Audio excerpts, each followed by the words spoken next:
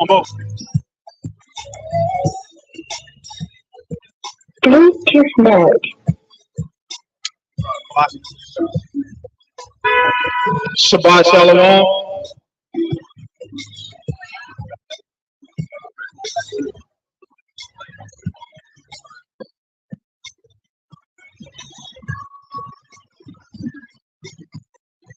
Shabbat Shalom.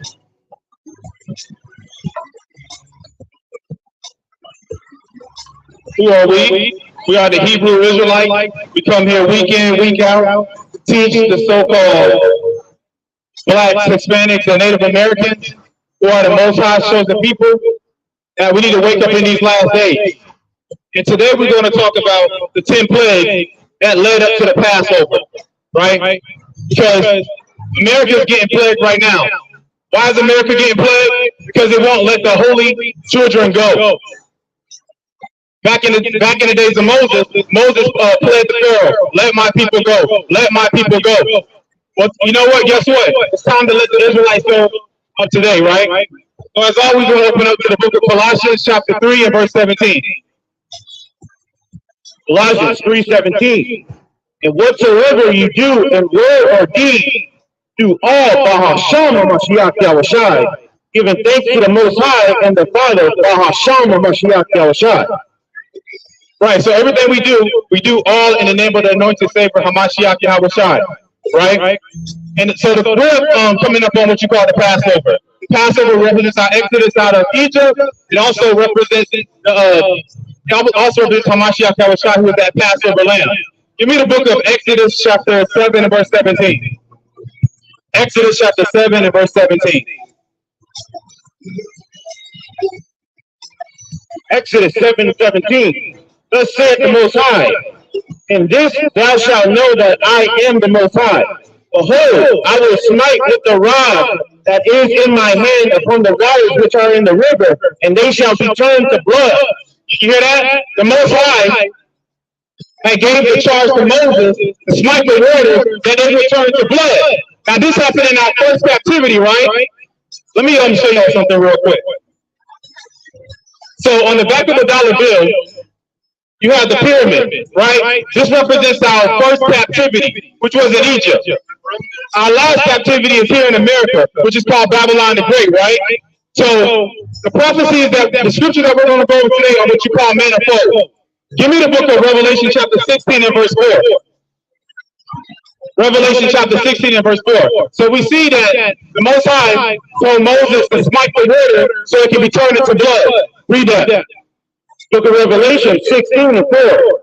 And the third angel poured out his vial upon the rivers and fountains of water, and they became blood. You hear that? It became blood. Is that it or not?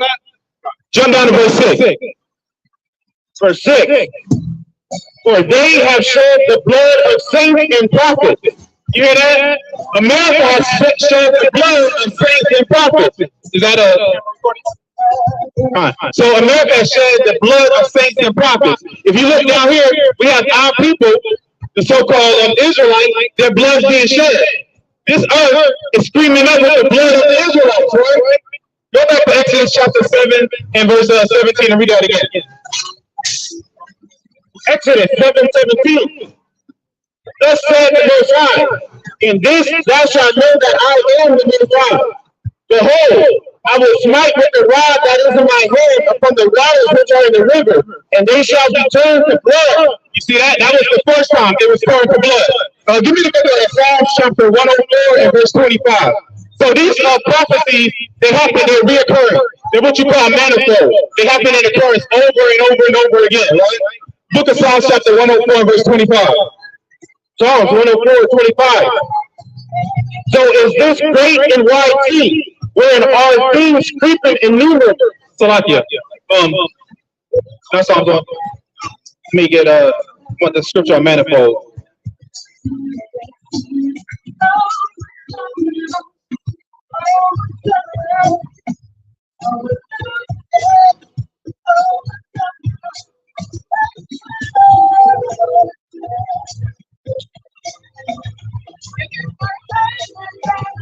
Psalms chapter 40 and verse 5.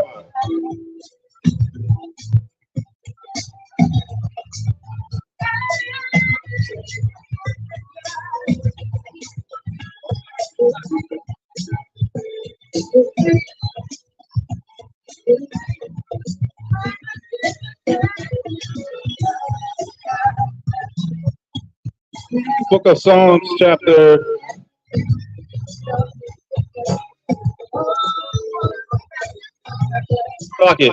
I was there. I say Psalms 104 and 24. Psalms 104 and verse 24. I said verse 25. Psalms 104 and verse 24. Psalms 104 and 24. O Most High, how manifold are thy words. You hear that? The words, the prophecies are manifold, meaning they're reoccurring.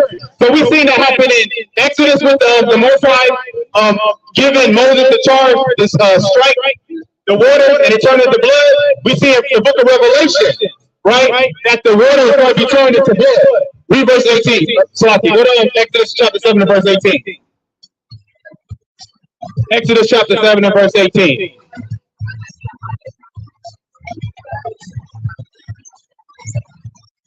Book of Exodus chapter 7 verse 18. And the fish that is in the river shall die, and the river shall stink, and the Egyptians shall loathe to drink of the water of the river. Right, so you see that? That's the food supply. The food supply was completely and utterly destroyed. So the water is turned into blood, the fish cannot live anymore, and everything died out. Right? So it was a great famine that came upon Egypt. The same thing is going to happen here to America. A great famine is going to happen, right? Back in Egypt, the water was turned into blood. I want you to read on down to verse 25. And the Most High spake unto Moses, say unto Aaron, take thy rod and stretch out thy hand upon the waters of Egypt, upon their streams, upon their rivers, and upon their ponds, and upon all their pools of water, that they may become blood. Now, can you imagine that? Everything was turned into blood. So that crystal geyser of water you had, it would automatically just turn into blood. And you start drinking it, right? And you see that takes a little lady. This is what happened in Egypt. All the water was turned into blood. So people were thirsting, right? Read on. And that there may be blood throughout all the land of Egypt, both in vessels of wood and in vessels of stone. So you see that? If you were to take a bath, you would be taking what you call a blood bath. Right? This is what the Most High did to Egypt. He smote Egypt, the water with blood. Read on. And Moses and Aaron did too, as the Most High commanded. And he lifted up the rod and smote the waters that were in the river in the sight of Pharaoh and in the sight of his servants. And all the waters that were in the river were turned to blood. Okay. Right, so everything was turned into blood. Everything died. So you can imagine that water had a very bad smell to it. It stank. Read on. And the fish that was in the river died, and the river stank. It what? The river stank. See that? The river was stank. Read on. And the Egyptians did not drink of the water of the river. You see that? Try to drink some bloody water with dead fish inside of it. See what that gets you at, right? Read on. And there was blood throughout all the land of Egypt. All the land of Egypt. The modern day Egypt today is America. Right? Because when you look at the back of the dollar bill again, and we're going to keep on referring to the first captivity of the Israelites was in Egypt. Today's captivity is here in America. That's why on the back of the dollar bill there's a pyramid.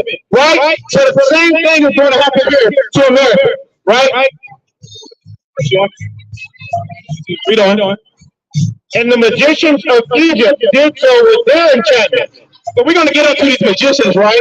Because that was nothing but cheap corner tricks, a sleight of the hand, right? Because how are you going to turn the water into blood when it's already blood, right? So that was pretty much the okie doke right there. Read on.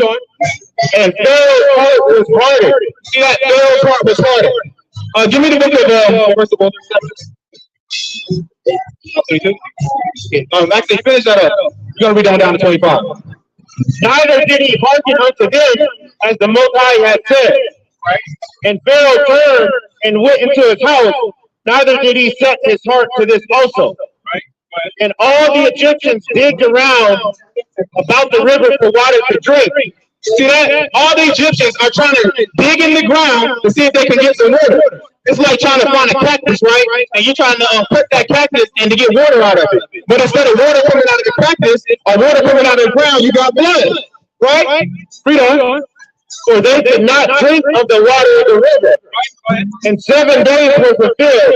After that, the Most High had smitten the river. See that? So 7 days of all the water actually being blood. Give me the book of Wisdom of Solomon, chapter 11 and verse 5. Wisdom of Solomon, chapter 11 and verse 5. Hey, my man.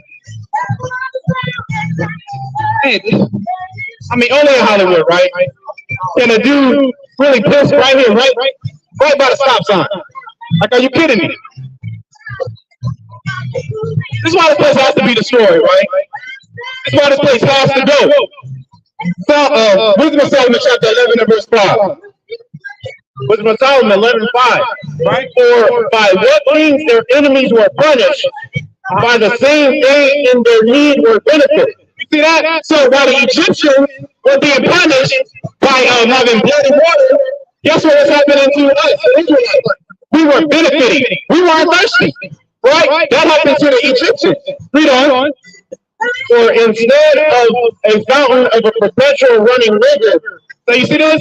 We're talking about the Egyptians and the Israelites, right? So what happened in Egypt was the water was turned into blood. That was the first plague, right? But guess what? That plague did not affect the Israelites. Read on. Troubled with foul blood.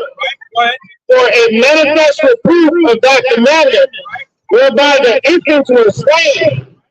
Thou gavest unto them abundance of water, abundance of what? Abundance of water, abundance of blood, abundance of water. So you see that the Israelites, they weren't drinking bloody water. They weren't thirsty. They had an abundance of water. Read on. By a means which they hold not poor, declaring that by their sin how thou hast punished their adversary. You see that? The Egyptians were punished. The Egyptians were punished, but not the Israelites. Right? What verse is it for you on? 9, read verse 10. Finish that up and read the verse 10. For when they were tried, albeit but in mercy chastised, they knew how the ungodly were judged in wrath and tormented, thirsting in another manner than the lust. You see that? So the ungodly, the Egyptians were tormented. The heathens are going to be tormented, right? The Israelites, we can have that abundance of water. We can be saved from all this stuff, right? But guess what? You have to return back to the Most High. You have to put that blood over your doorpost, right? Not only on a physical aspect, but on a spiritual aspect, right? Putting that blood is knowing the law, statutes, and commandments, and knowing about that Hamashiach Yahushua, he died for you, right? He died for your sins, right? Go to Exodus chapter 8 and verse 3. Let us know that as well. Right, doing these commandments. Constantly doing it. Exodus chapter 8 and verse 3. Let's read the second plague. Exodus 8 and 3. And the river shall bring forth frogs abundantly. So the second plague that the Most High did upon Egypt was bringing forth frogs, right? Read that again. And the river shall bring forth frogs abundantly, which shall go up and come into thy house. Can you imagine that? Just frogs coming in and out of your house, right? You're sitting there eating dinner with your family, and all of a sudden frogs will start jumping up the side of your legs. Read on. And into thy bedchamber and upon thy bed. Imagine that. You inside the bed with your woman, and all of a sudden frogs will start jumping on your bed. Right? Can you imagine that? Frogs jumping on your bed? Well, that's what happened in Egypt, right? The Most High smited Egypt with the plague of frogs. What verse are you on? Read on. And into the house of thy servants, and upon thy people, and into thine ovens, and into thy kneading trough. You know what a kneading trough is? You all know what a kneading trough is? That's like where you bake bread, when you're rolling up bread. Right? And you're about to put it inside of the oven. Can you imagine frogs just jumping on your baked bread? Right? The next thing you know, it's a frog inside of there, and inside of your cake mix. This is what was going on in Egypt right here. The Most High put the frogs in the oven. The Most High put the frogs in the bed. The Most High put the frogs everywhere. Right? Read on. and the frogs shall come up both on thee and upon thy people and upon all thy servants. Right? Fine. And the Most High spake unto Moses, say unto Aaron, stretch forth thine hand with thy rod over the streams, over the rivers, and over the pond, and cause frogs to come up upon the land of Egypt. Verse 7. And the magicians did so with their enchantments and brought up frogs upon the land of Egypt. Here we go again with these magicians, right? These illusionists, right? Let's see who these magicians are, what they really were. Because they're nothing but charlatans, right? Go to the book of Wisdom of Solomon, chapter 17 and verse 7. Let's see what these magicians were doing. They really wasn't doing nothing. How are they going to bring frogs abundantly when the Most High already did it first? So let's see what these magicians were all about. Wisdom of Solomon, chapter 17 and verse 7. Wisdom of Solomon 17:7. As for the illusions of art magic, hear that? The illusion of art magic, like Whoopies, believe it or not, right? Like David Copperfield, right? David Blaine or whatever, right? It was nothing but an illusion, a cheap parlor trick. Read on. They were put down, and their vaunting in wisdom was reproved with disgrace. Hear that? That means they were pretty much getting mocked at because they wasn't bringing their frogs. They weren't turning the water into blood. All they said was, look over there, a banana. That's pretty much the whole banana in the tailpipe trick. That's what the magicians were doing in Egypt, right? Read on. For they that promised to drive away cares and troubles from a sick soul were sick themselves. So the magicians were actually sick themselves because they were also suffering from the plague of the blood, the plague of the frogs. Right? They were sick themselves. So they're thinking they're trying to appease Pharaoh, because Pharaoh, he believed in his magicians, but they weren't really doing nothing. Read that part again. For they that promised to drive away cares and troubles from a sick soul were sick themselves of fear, worthy to be laughed at. Hear that? They were sick themselves, worthy of fear. Read that part again, the last part. Worthy to be laughed at. Worthy to be laughed at. So these magicians were going to be laughed at because it wasn't the magicians doing anything. It was all of the Most High. Go back to Exodus chapter 8 and verse 8. What we're talking about is the 10 plagues that were put on the Israelites, the so-called blacks, Hispanics, and Native Americans. And where we are in the last days. Tomorrow, represent at sundown, is the Passover, right? When the death angel came by and killed all the Egyptians, right? So we're talking about leading up to that event. Read that. Exodus 8 and 8. Then Pharaoh called for Moses and Aaron and said, entreat the Most High, that he may take away the frogs from me and from my people, and I will let the people go, that they may do sacrifice unto the Most High. So guess what? That was all cap from Pharaoh. Pharaoh was just lying, right? Because we know that he didn't let the people go, because we have 8 other more plagues to go through, right? Read on. And Moses said unto Pharaoh, glory over me, when shall I entreat for thee? Hold on. So Moses said, when shall I do this? Moses was going to show Pharaoh that I can do this by the power of the Most High at whatever time you want me to do it. Why? Because he was showing his power. Moses was showing the power of the Most High. So if he said, hey, you want the frogs going at 12 o'clock noon? The frogs are gone. You want the frogs going at 3 o'clock? The frogs are gone. So what Moses is doing here is he's flexing right now. He's flexing on the Egyptians. He's flexing on Pharaoh. Read on. Glory over me, when shall I entreat for thee and for thy servants and for thy people, to destroy the frogs from thee and from thy houses, that they may remain in the river only. See that? So Moses says, when do you want me to do this, Pharaoh? That the frogs all them will die and they will only remain inside of the river. Right? Is that verse 10?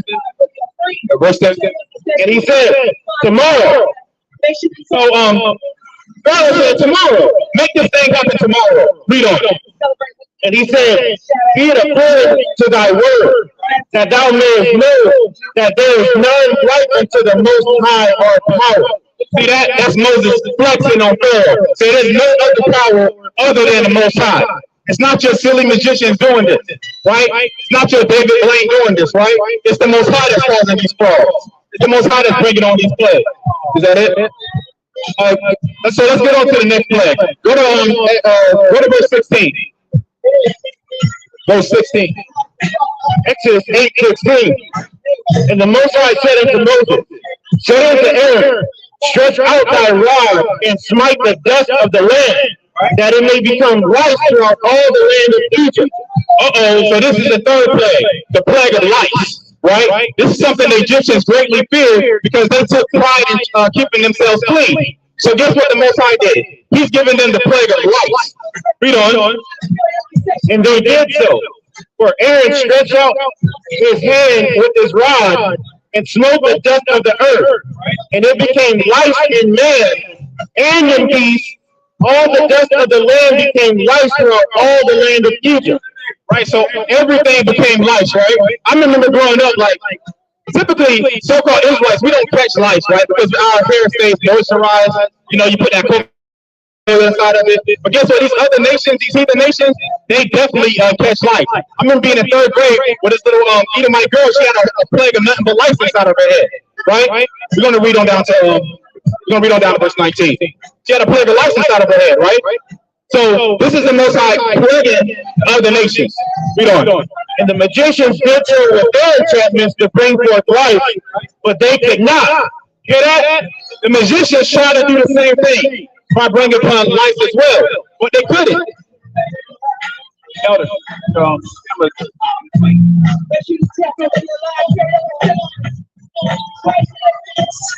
so the magicians, they try to do the same thing. They could not bring forth life themselves.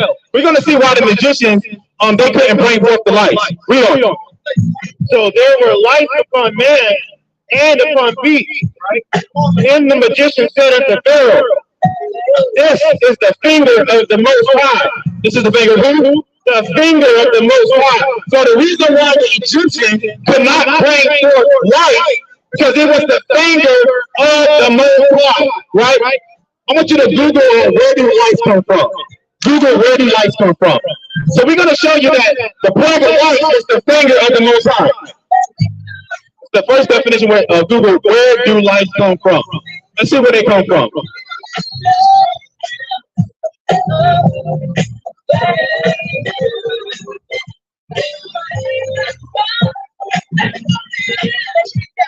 All right, where do lice come from?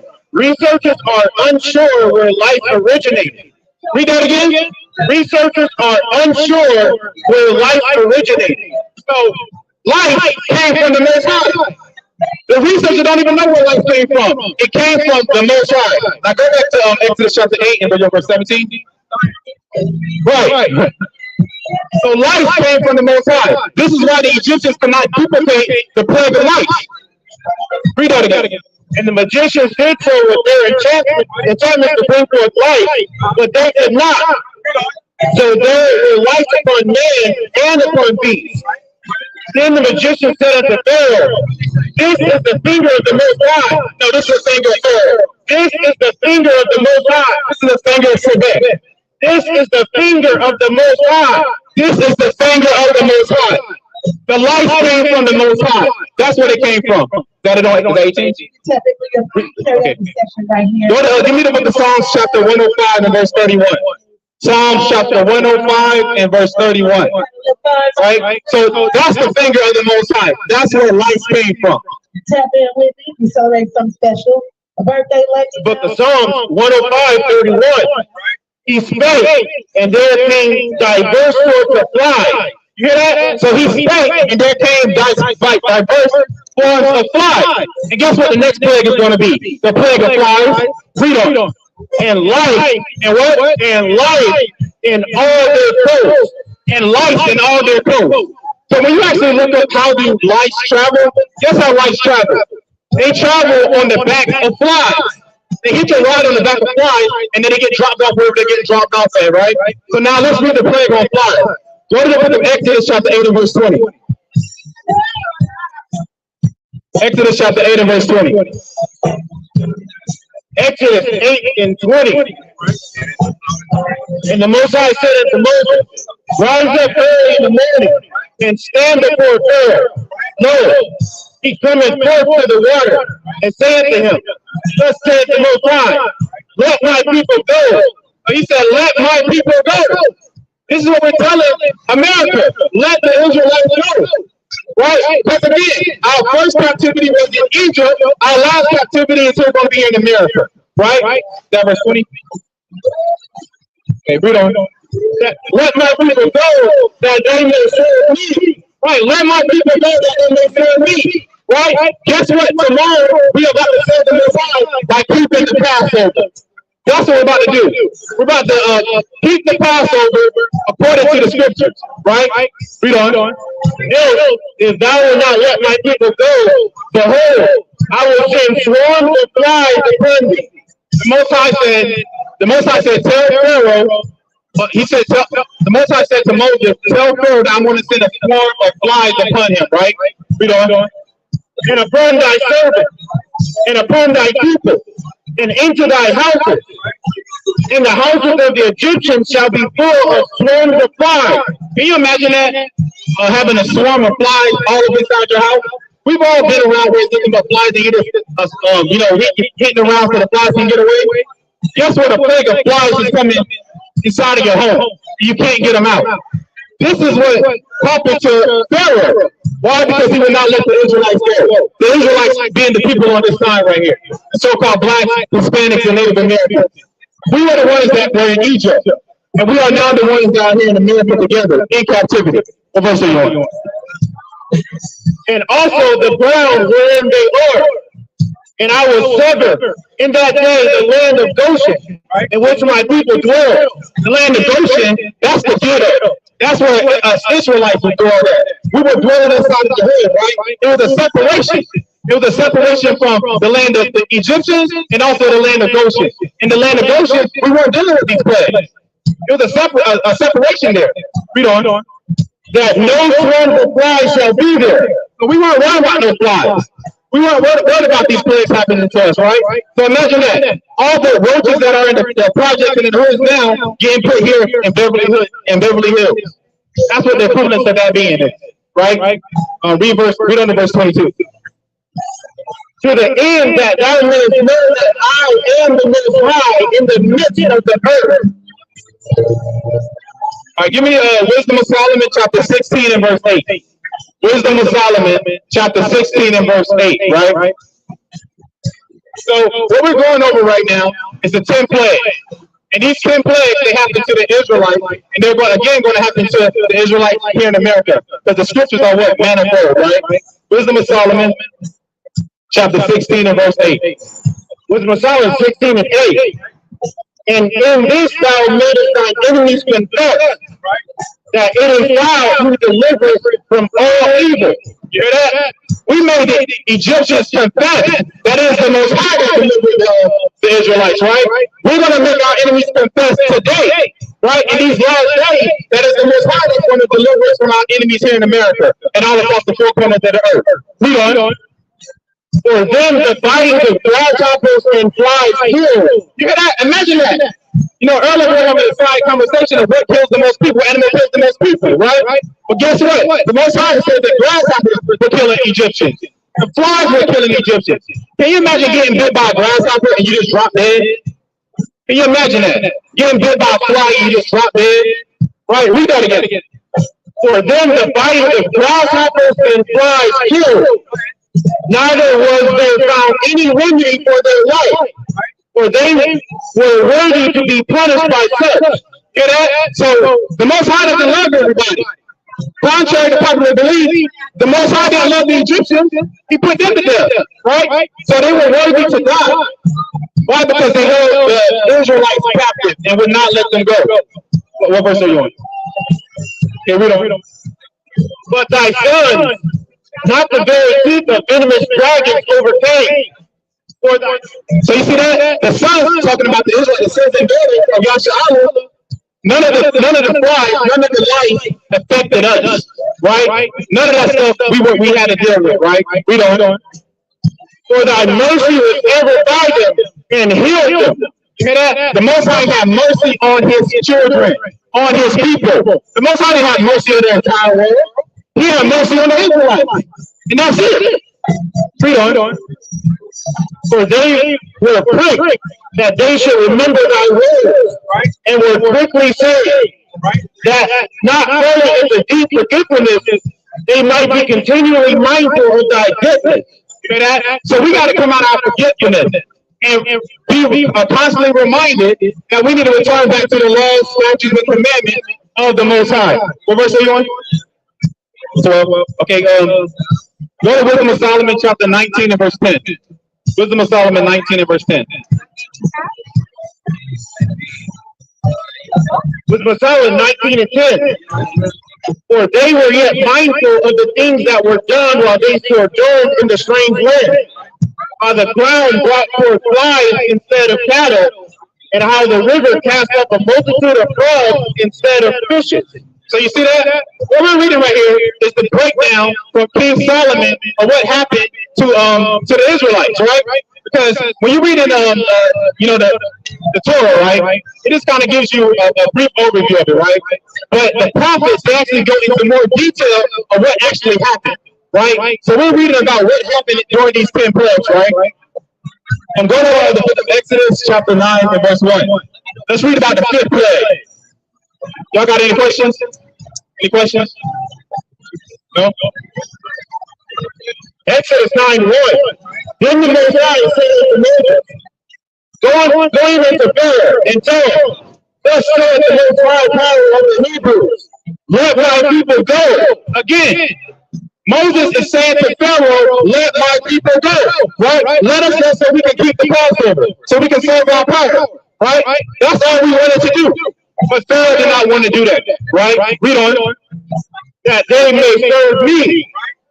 For if thou refuse to let them go, and will hold them still, behold, the hand of the Most High is upon thy cattle, which is in thy field, upon the horses, upon the asses, upon the camels, upon the oxen, and upon the sheep. There shall be a very grievous murrain. Hear that? A very grievous murrain. Do you know what a murrain is? You know what murrain means? Murrain. It means a disease.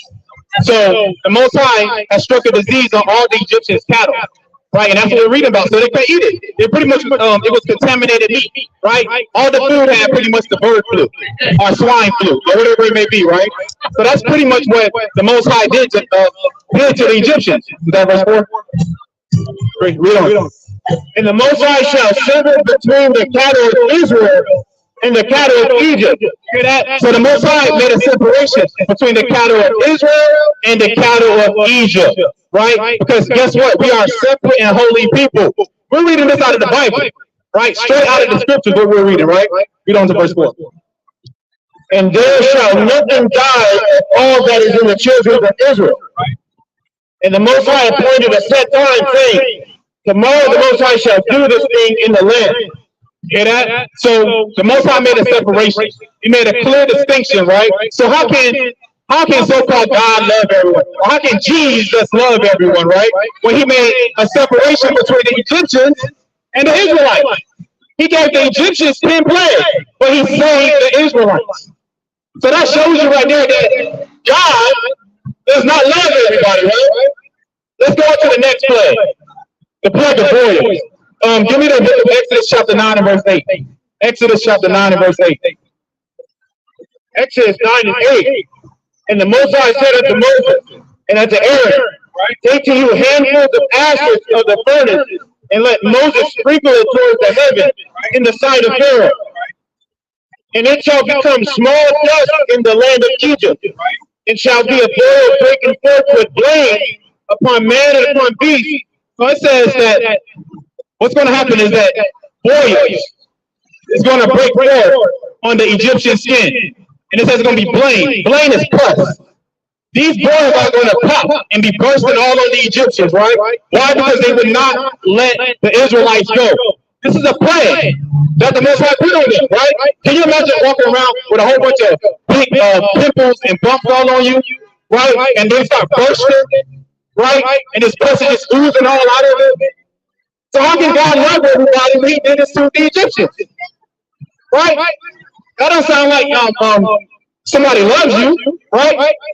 I mean, you have pimples everywhere. Pimples on your face, pimples on your arm, pimples on your back, pimples on your buttocks. boils. Yeah, blisters, they're big. And then when they burst, like they ooze out water and ice. Right, they hurt, they're very painful. Exactly. Right? What verse is that? Okay, read on. Throughout all the land of Egypt. And they took ashes of the furnace and stood before Pharaoh. And Moses sprinkled it toward the heaven, and it became a boil breaking forth with flames upon man and upon beast. Right? And the magicians could not stand before Moses. Here are these magicians again. They're trying to do the same thing that Moses did, but they can't even stand up. Because they got blisters all on their feet, so they can't even stand. They're falling all over and stuff like that. They're trying to put up their rods and everything to do something, but they can't because they got blisters all on their skin, right? And they're bursting blisters, right? Read on to verse 11. Because of the boil, for the boil was upon the magicians and upon all the Egyptians. Right, so blisters were on all the Egyptians and all of the magicians and all Pharaoh. But guess what? Did Pharaoh let the Israelites go? No, he didn't. Right? Go to verse 22. Jump down to verse 22. Exodus 9:22.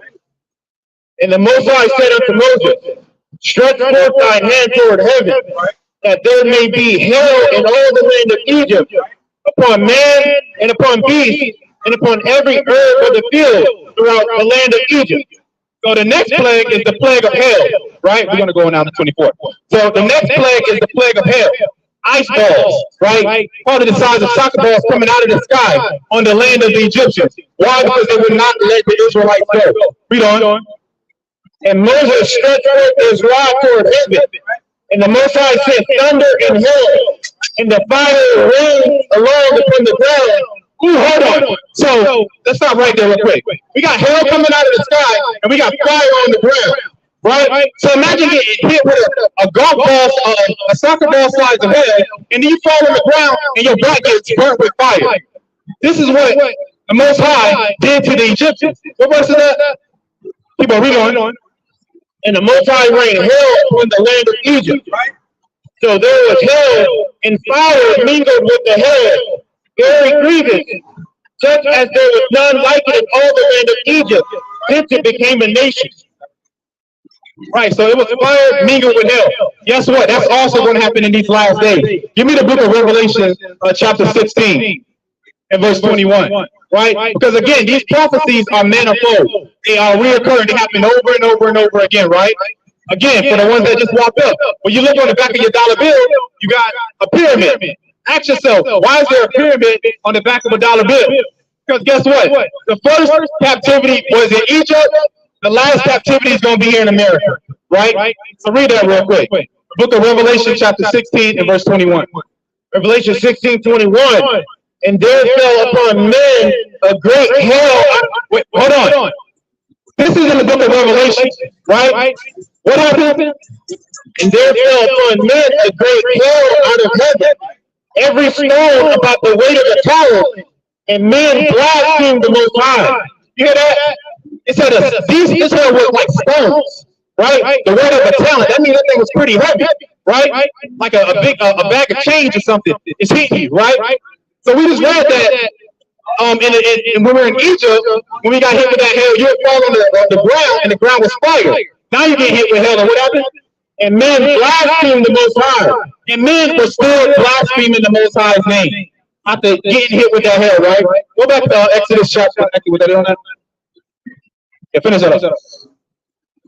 Because of the plague of the hail, for the plague thereof was exceeding great. Hear that? The plague, because of the plague of hail. Go back to Exodus chapter 9 and verse 25. Exodus chapter 9 and verse 25. So what we're reading about, what we're talking about today is the 10 plagues that the Most High put upon Egypt, right? And sister, I see you have that cross in your neck. You know what that cross means? Give me Wisdom of Solomon chapter 15 and verse 5 real quick. Let me show you about that cross real quick, sister. Because that's actually a form of idolatry. Wisdom of Solomon 15 and 5. To show the sister about a cross. Wisdom of Solomon, chapter 15 and verse 5. The sight whereof entices fools to lust after it. So it says that fools are going to lust after the cross. And sister, I know you're not a fool, because mama didn't raise no fool.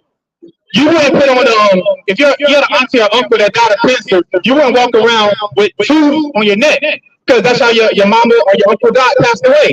That's representing how Christ, Hamashiach Yahushua died.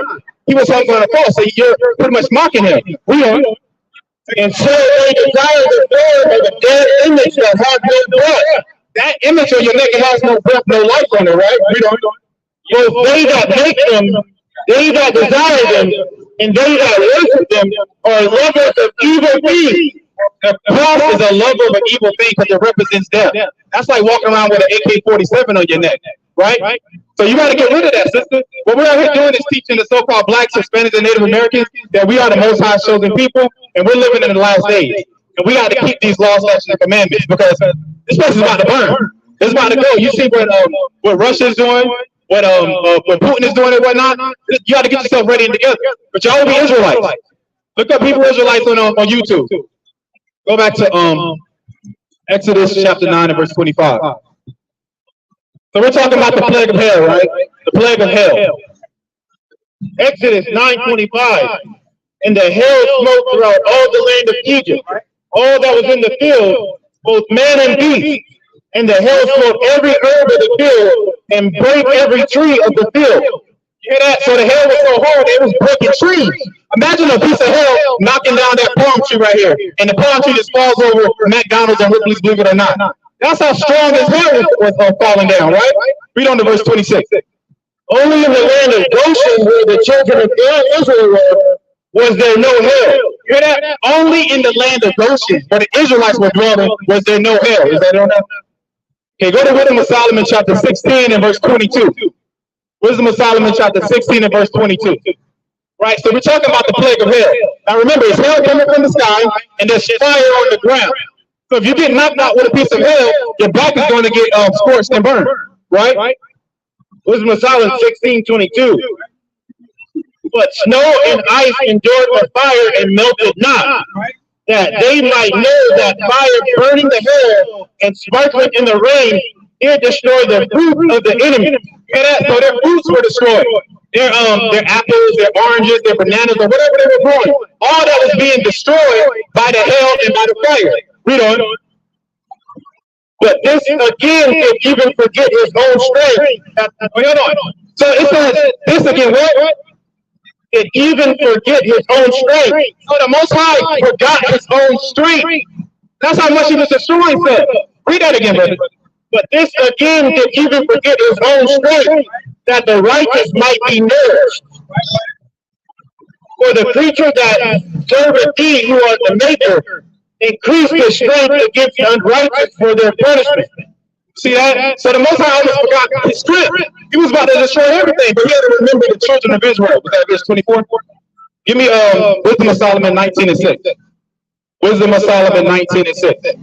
So what we're doing is we're going over the 10 plagues that led up to the Israelites getting released and going out and keeping the Passover and the Feast of Unleavened Bread. Wisdom of Solomon 19 and 6. For the whole creature in his proper kind was fashioned again anew, serving the peculiar commandments that were given unto them, that thy children might be kept without hurt. You hear that? The peculiar commandments is the Torah. It's talking about the law. We are the children that were serving those peculiar laws that the Egyptians did not. So let's go into the 8th plague, right? Plague of locusts. Go to the book of Exodus chapter 10 and verse 4, right? Exodus chapter 10 and verse 4. Exodus 10 and 4. Else, if thou refuse to let my people go, behold, tomorrow will I bring the locusts into thy coast. Hear that? The locusts are not going to come into the coast. Read on to verse 5. And they shall cover the face of the earth, that one cannot be able to see the earth. Can you imagine that? Locusts, where you can't even see who's in front of you because there's so many locusts that it's covering the sun. And then what time is it? It's at 2:13. And there's so many locusts come at 2:13 where you can't see the sun anymore. You can't even see the brother or sister beside you, right? Is that it on verse 4? And they shall eat the residue of that which is escaped, which remaineth unto you from the hail, and shall eat every tree which groweth for you out of the field. So a locust can clear like a forest of trees within seconds. Now imagine that happening in today, right? I guess that's probably the reason why it's so much GMO food, right? Because they think that Monsanto that's going to like stop the locusts from coming, or that's going to prevent the Most High from bringing this plague of locusts again, right? Go to the book of Revelation chapter 9, verse 3. Right? Because again, these prophecies are manifold, right? There's going to be another plague of locusts, right? But let's say what these locusts are going to be about. Revelation chapter 9 and 3. Revelation 9 and 3. And there came out of the smoke locusts upon the earth, and unto them was given power, as the scorpions of the earth have power. And it was commanded them that they should not hurt the grass of the earth, neither any green thing, neither any tree, but only those men which have not the seal of the Most High in their foreheads. Now these are a different type of locusts, but again, that's for another topic. But these locusts are going to come, and they're going to destroy everything the same way the Most High did it in Egypt. Read on. And to them it was given that they should not kill them, but that they should be tormented 5 months. And their torment was as the torment of a scorpion when he striketh a man. You hear that? So now let's go to the next plague, right? The plague of darkness. Plague of darkness. Go to the book of Exodus, chapter 10 and verse 21. Exodus chapter 10 and verse 21. So we're talking about the 10 plagues that happened in Egypt, right? And these plagues are going to happen again because we're living in the last days. Exodus 10:21. And the Most High said unto Moses, stretch out thy hand toward heaven, that there may be darkness over the land of Egypt, even darkness which may be felt. It was so dark that you could feel the darkness. Have you ever felt darkness where you actually can feel it? That's a different type of darkness, right? Read on. And Moses stretched forth his hand toward heaven, and there was a thick darkness in all the land of Egypt. There was a thick darkness in all the lands of Israel. Of Egypt. How many days? 3 days. They saw not one another, neither rose any from his place for 3 days. But all the children of Israel had light in their dwellings. But while it was dark in the land of Egypt, all the children of Israel that were in Goshen, they had light. Was that verse 23? Okay, go to, let's learn a little bit more about this thick darkness. Go to Wisdom of Solomon chapter 17 and verse 2. Wisdom of Solomon chapter 17 and verse 2. Let's learn about this thick darkness that you can actually feel. Read that. Wisdom of Solomon 17 and 2. For when unrighteous men thought to oppress the holy nation, they being shut up in their houses, the prisoners of darkness, and fettered with the bonds of a long night. Hold on. It says that the Egyptians were prisoners of darkness. And it said it felt like one long night. So remember, it was dark for 3 days, but it felt like a very long night. This is what the Most High did to the Egyptians. Read on. Lay their exile from the eternal providence.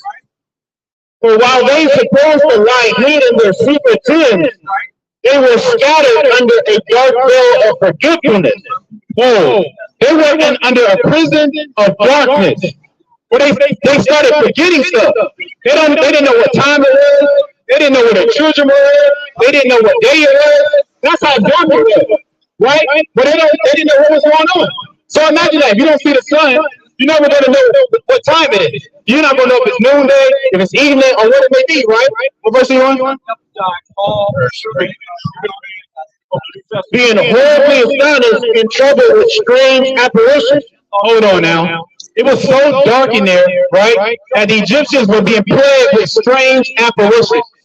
Meaning they started seeing like ghostly-like figures and things that were haunting and plaguing their mind. That's what the Most High did to the Egyptians, right?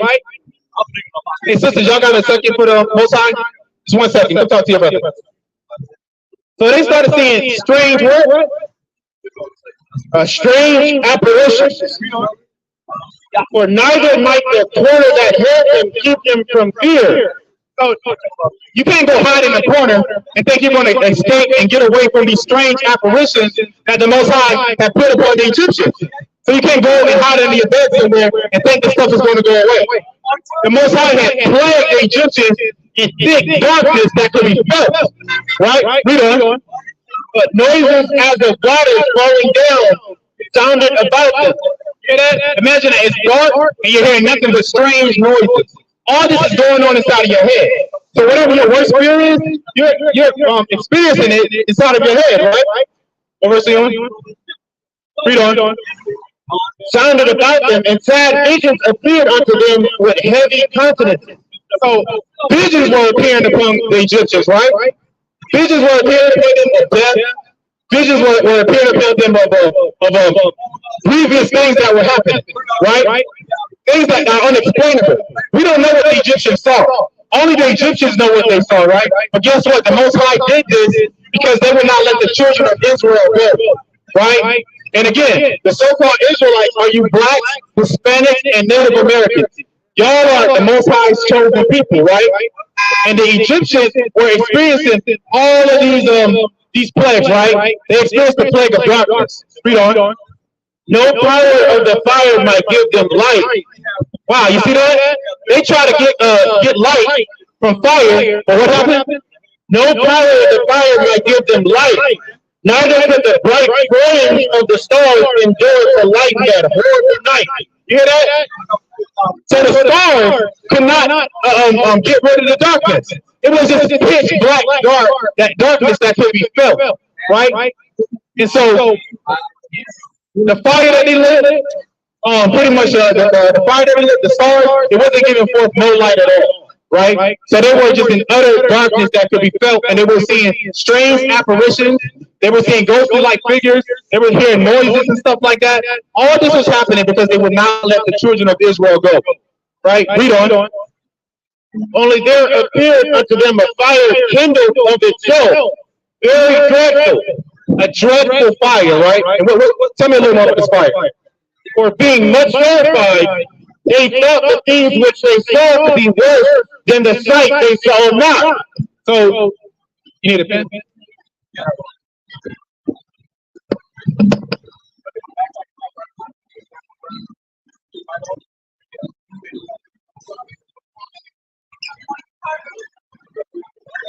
So read that again.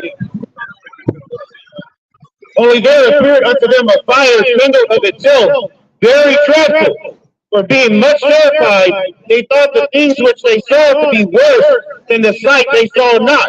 You hear that? So the fire was actually more dreadful than the darkness. We're talking about what happened to the Egyptians when they would not let the children of Israel go.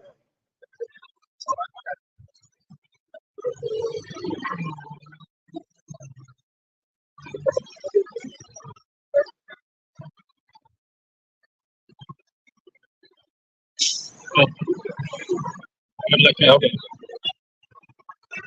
Right, so what verse were you on? Okay. Go to Wisdom of Solomon, actually jump down to verse 14. Come on here. Wisdom of Solomon, verse 14. 14.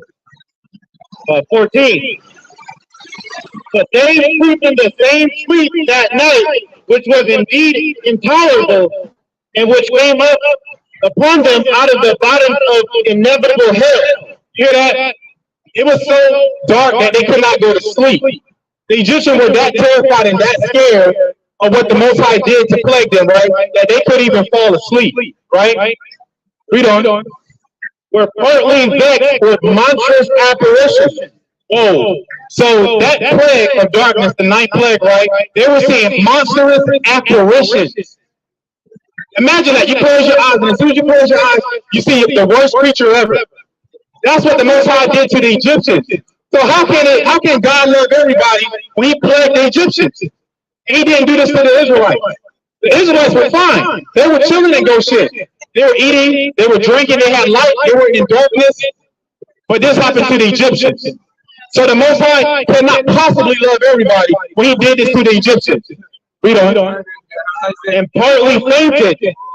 So they partly fainted when they seen these monstrous apparitions, right? Read on.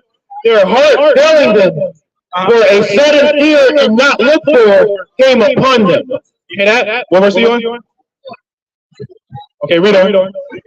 So then, whosoever there fell down was straightly kept, shut up in a prison without iron bars. That's the prison of their mind. They were shut up in a prison without iron bars, right? Because they were in utter gross darkness that could be felt. We're going to go read on down to verse 21.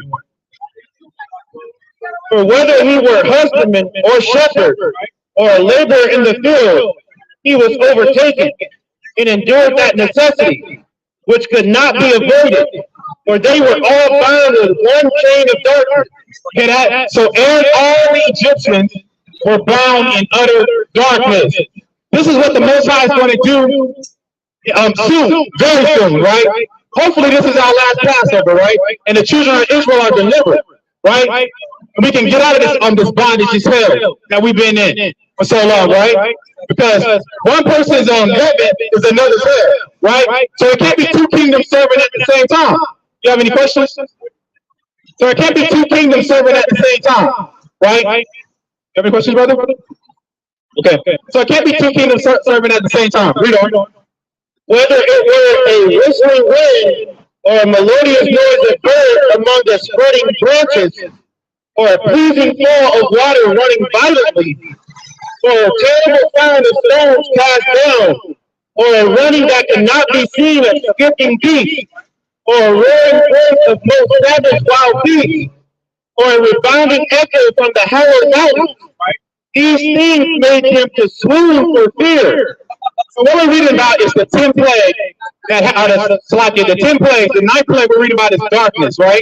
So this what happened during the darkness of the Egyptians. They were hearing noises, they were seeing apparitions, they were seeing monstrous figures.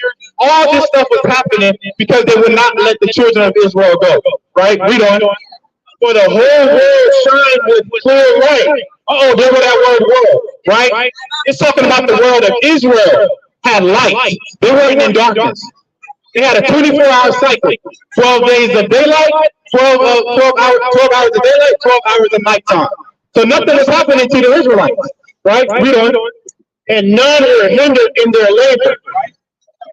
Over them only was spread a heavy night, an image of that darkness which should afterwards receive them. But yet were they unto themselves more grievous than the darkness. Read what's it called, 18 and 1. Reverse, 18 and 1. Wisdom of Solomon, chapter 18, verse 1. Nevertheless, thy saints had a very great light. Hear that? So while the Egyptians were experiencing darkness, the saints had a what? A very great light, whose voice they hearing and not seeing their shape, because they also had not suffered the same thing. They counted them happy. Hear that? So the Israelites were happy because they weren't suffering none of these plagues, right? So let's get to the very last plague, right? Go to Exodus chapter 11 and verse 4. Exodus 11 and verse 4. Exodus chapter 11 verse 4. And Moses said, thus said the Most High, about midnight will I go out into the midst of Egypt, right? And all the firstborn in the land of Egypt shall die, from the firstborn of Pharaoh that sitteth upon his throne, even unto the firstborn of the maidservant that is behind the mill, and all the firstborn of beasts. And there shall be a great cry throughout all the land of Egypt, such as there was none like it, nor shall be like it anymore. Hear that? So all the firstborn are about to die, right? What verse is that? We're going to read on down to verse 7. But against any of the children of Israel shall not a dog move his tongue against man or beast, that you may know how that the Most High does put a difference between the Egyptians and Israel. See that? So there's a difference between the Egyptians and the Israelites, right? So the Most High, he killed all the firstborn of the Egyptians, right? Now, how can God love possibly everybody? If he killed all the firstborn of the Egyptians, right? It's up to him. He can do what he pleases to do, right? So the same thing is going to happen very, very soon, right? If we don't return back to the law, statutes, and the commandments of the Most High. Go to the book of 1 Samuel, chapter 2 and verse 6. 1 Samuel, chapter 2 and verse 6. Book of 1 Samuel, chapter 2, and verse 6. The Most High killeth and maketh alive. The Most High what? Most High killeth and maketh alive. So the Most High, he doesn't love everybody. The Most High kills and he makes alive. Read on. He bringeth down to the grave and bringeth up. So he makes people be born and he makes people die. The Most High does all this stuff. Read on. The Most High maketh poor and maketh rich. He bringeth low and lifteth up. He raiseth up the poor out of the dust and lifteth up the beggar from the dunghill. Hear that? So the Most High does all these things. He kills and he makes alive. Go to Psalms chapter 105 and verse 38 real quick. Get a couple more precepts and we'll pass it over. Psalms 105 and verse 38. Psalms 105 verse 38. Egypt was glad when they departed. You hear that? The Egyptians were glad. After all these 10 plagues happened, what were the Egyptians? Egypt was glad when they departed. So they were happy when we departed. Because they didn't have to deal with no more blood water, no more frogs, no more lice, no more flies, no more boils, no more hail, no more locusts, no more darkness, and no more the firstborn being killed, right? Read that again from the top. Egypt was glad when they departed, for the fear of them fell upon them. He spread a cloud for a covering and fire to give light in the night. Right. So that's talking about the Red Sea splitting, right? And them leading and being led out of Egypt, right? To the wilderness. So again, we're on the brink of the Passover. You know, starts tomorrow night. For you so-called blacks, Hispanics, and Native Americans who are the Israelites that the Bible speaks of. And give me the book of Revelation chapter 20 and verse 12.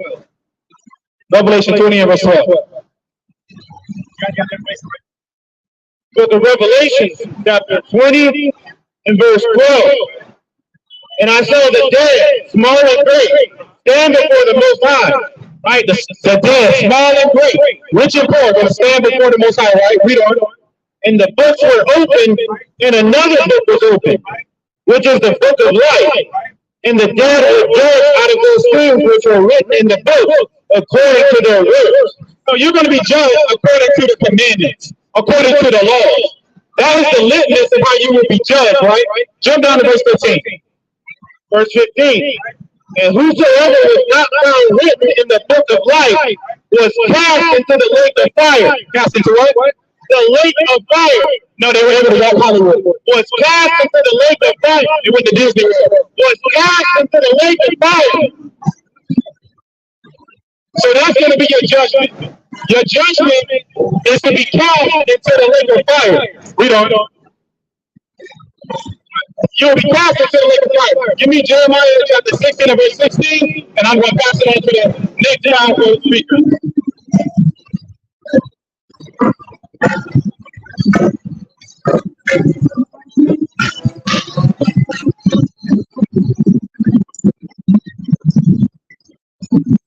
So a whole bunch of probably going on.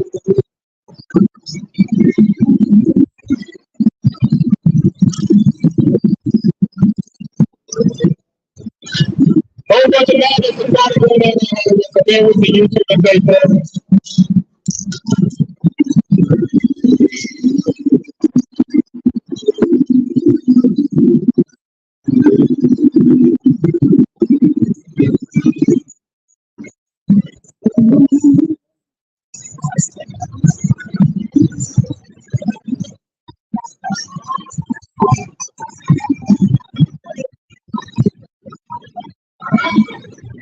Yeah, so we got a big old blacks and Hispanics riding up and down Hollywood and Highland, profaning the Sabbath day, and we got an audience of people just taking pictures like they never seen motorcycles before, right? Instead of hearing and listening to the most powerful thing known to man, which is the scripture, everybody wants to be snapping pictures and recording some niggas and some spigs riding up and down Hollywood and Highland, right? Give me that. Jeremiah chapter 16 and verse 16. Jeremiah 16:16. Behold, I will send for many fishers. So we are the fishers right now. There's more Israelites on the corners all across America than it is Starbucks, right? We out here teaching the so-called Black, Hispanic, and Native Americans that you are God's chosen people. We are the fishers. We put our posters, the signs up here, show you what happened all throughout antiquity, how all the different nations have kept you in captivity, right? We're fishing for y'all to come back into this truth. Read on. Saith the Most High, and they shall fish them. And after will I send for many hunters. So in a minute, there's going to be hunters. Those hunters are going to be the death angels that the Most High sent, right? And we're not going to be on these corners anymore. The Israelites will not be on the corners teaching the so-called blacks and Hispanics that you need to come back to the laws, right? The hunters are going to come. And when these hunters are come, what are they going to do? And they shall hunt them from every mountain. They're going to hunt you from every mountain, right? And from every hill. So you can't hide on Darwin Hill. You can't hide on the Hollywood Mountain up there. You can't go underground into a bunker nowhere. We don't. And out of the hole of the rock, out of the holes of the rocks, you're going to be hunted down. Because you don't want to return back to the law, statutes, and commandments. Is that all? Right. So soon it's going to be hunting season. And so with that, I want to say, Kwam Yashala, Shabbat Shalom, happy Passover to the Israelites. Make sure you put that blood over your post.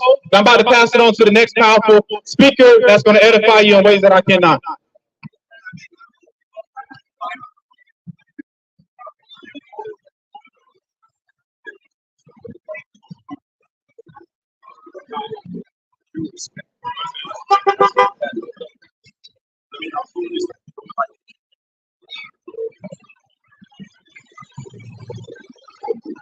Shalom, giving all praise and glory to the Most High Power of Abraham, Isaac, Jacob being the forefather of the 12 tribes of Israel, Judah, Benjamin, Levi, Simeon, Zebulun, Ephraim, Manasseh, Gad, Reuben, Naphtali, Asher, and Issachar, the 12 tribes of Israel that are scattered among all nations. We come forth to bring the truth, which is the law and judgment of the Most High, to our people, to bring us back to the Most High, so that we can get ready to get out of here.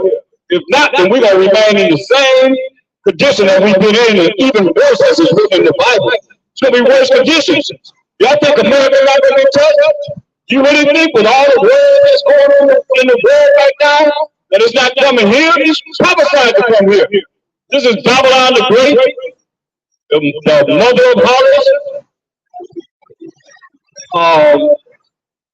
The virgin daughter of Babylon. This is Babylon, which is confusion. It's come from the word Babal, which means confusion. It's a lot of confusion. Many people have been lied to. That's why we bring the truth is opposite of a lie. You know, we've done our studies from all over the world. You see, Putin, I call it Putin. Putin just said, hey, we're going to worship a black Jesus. Because we have icons. I got the icons right here in my bag. In Russia, from the late 1400s until now, you have it all on this wall, showing that everybody in the Bible, predominantly, is people of color. And see, we've been lied to. Everybody been lied to. Or some of you can come forth and show me how this so-called white man is Jesus Christ. That's in the Bible. Nobody can prove it. And you all can say it. Nobody know how he lived. No, we do know how he lived. Because it's written in the Bible. In Revelation, the 1st chapter, the revealing of him. You see? So when you bring forth the truth, people want to turn their ears away, but you're going to be held accountable. Everybody going to be held accountable, man. When this judgment comes down, understand all things. Get out Colossians 3:17. Colossians 3:17. We're going to continue with dealing with how the Most High brought the plagues on the Egyptians, how the plagues don't come here in this world that we're in today, in prophecy. Let's read this. Colossians 3:17. And whatsoever you do in word or deed, do all by Hashem Mashiach Yahushai, giving thanks to the Most High and the Father by Hashem Mashiach Yahushai. All that we say is going to be in the name of the Lord and Savior, Mashiach Yahushai. The anointed Savior, the Most High's only begotten Son. We give thanks to the Most High power of Abraham, what is son named Isaac, what is son named Jacob, who became the forefather of the 12 tribes of Israel. That's what the Most High said his name is. That's his name forever and above all generations. Hallelujah. So notice, get Second Ezra, the 15th chapter, verse 1.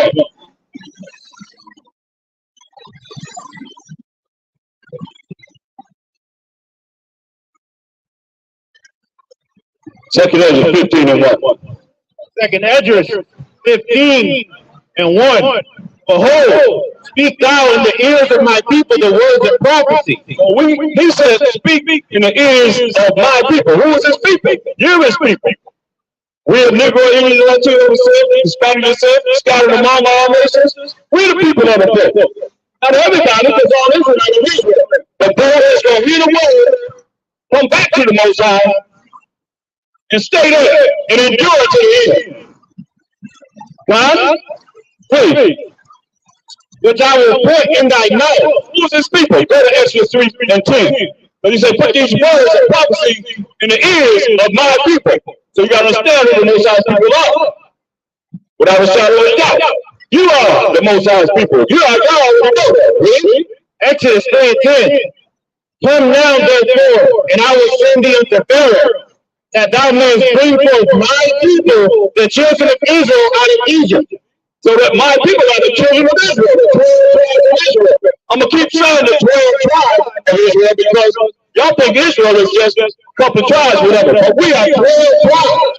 Judah, Benjamin, Levi, Simeon, Zebulun, Ephraim, Manasseh, Gad, Reuben, Naphtali, Asher, and Issachar. We represent 12 nations that make up one nation. Get Genesis 35 and 10.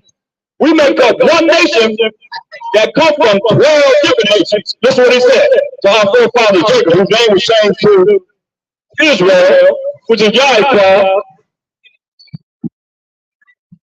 Genesis 35 and 10.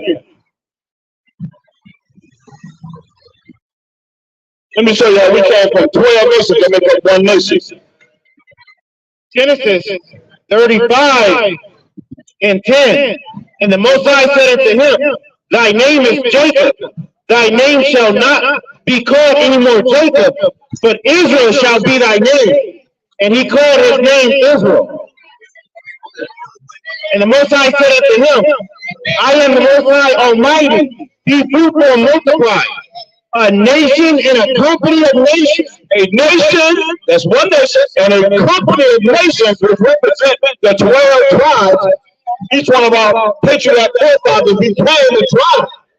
A nation and a company of nations, read, shall be of thee, and kings shall come out of thy loins. Read it again.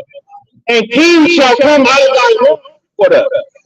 A nation and a company of nations shall be of thee, and kings shall come out of thy loins. A nation and a company of nations shall come out of our forefather Jacob. You see? That's why we're 12 nations that make up one nation. Go back to Second Ezra 15. So now that we know that my people are the 12 tribes of Israel, the Most High's people, let's read it again. Second Ezra chapter 15 and verse 1. Behold, speak thou in the ears of my people the words of prophecy. So we speaking the words of prophecies in the ears of the 12 tribes of Israel. Read. Which I will put in thy mouth, said the Most High, and cause them to be written in paper. That's why we read it in paper. Read. For they are faithful and true. Fear not the imaginations against thee. He said, don't fear the imaginations against us, because when you go down, this will be worse than it ever been in this world. Ever. Don't think it ain't coming to a purpose. And the focus is on us. Really. No matter what it is. Like our pastor from Israel is over there in Israel saying, what? The government has killed 35,000 people. The Palestinians. He said, the best threat they have in this world is a young black American in America, African American in America. Now you figure out how I'm not one, but how you as a young brother is the worst threat to them. That's it. That's what they said. No, we are threat, we don't be, but not now. Not now. As it is written. Read on.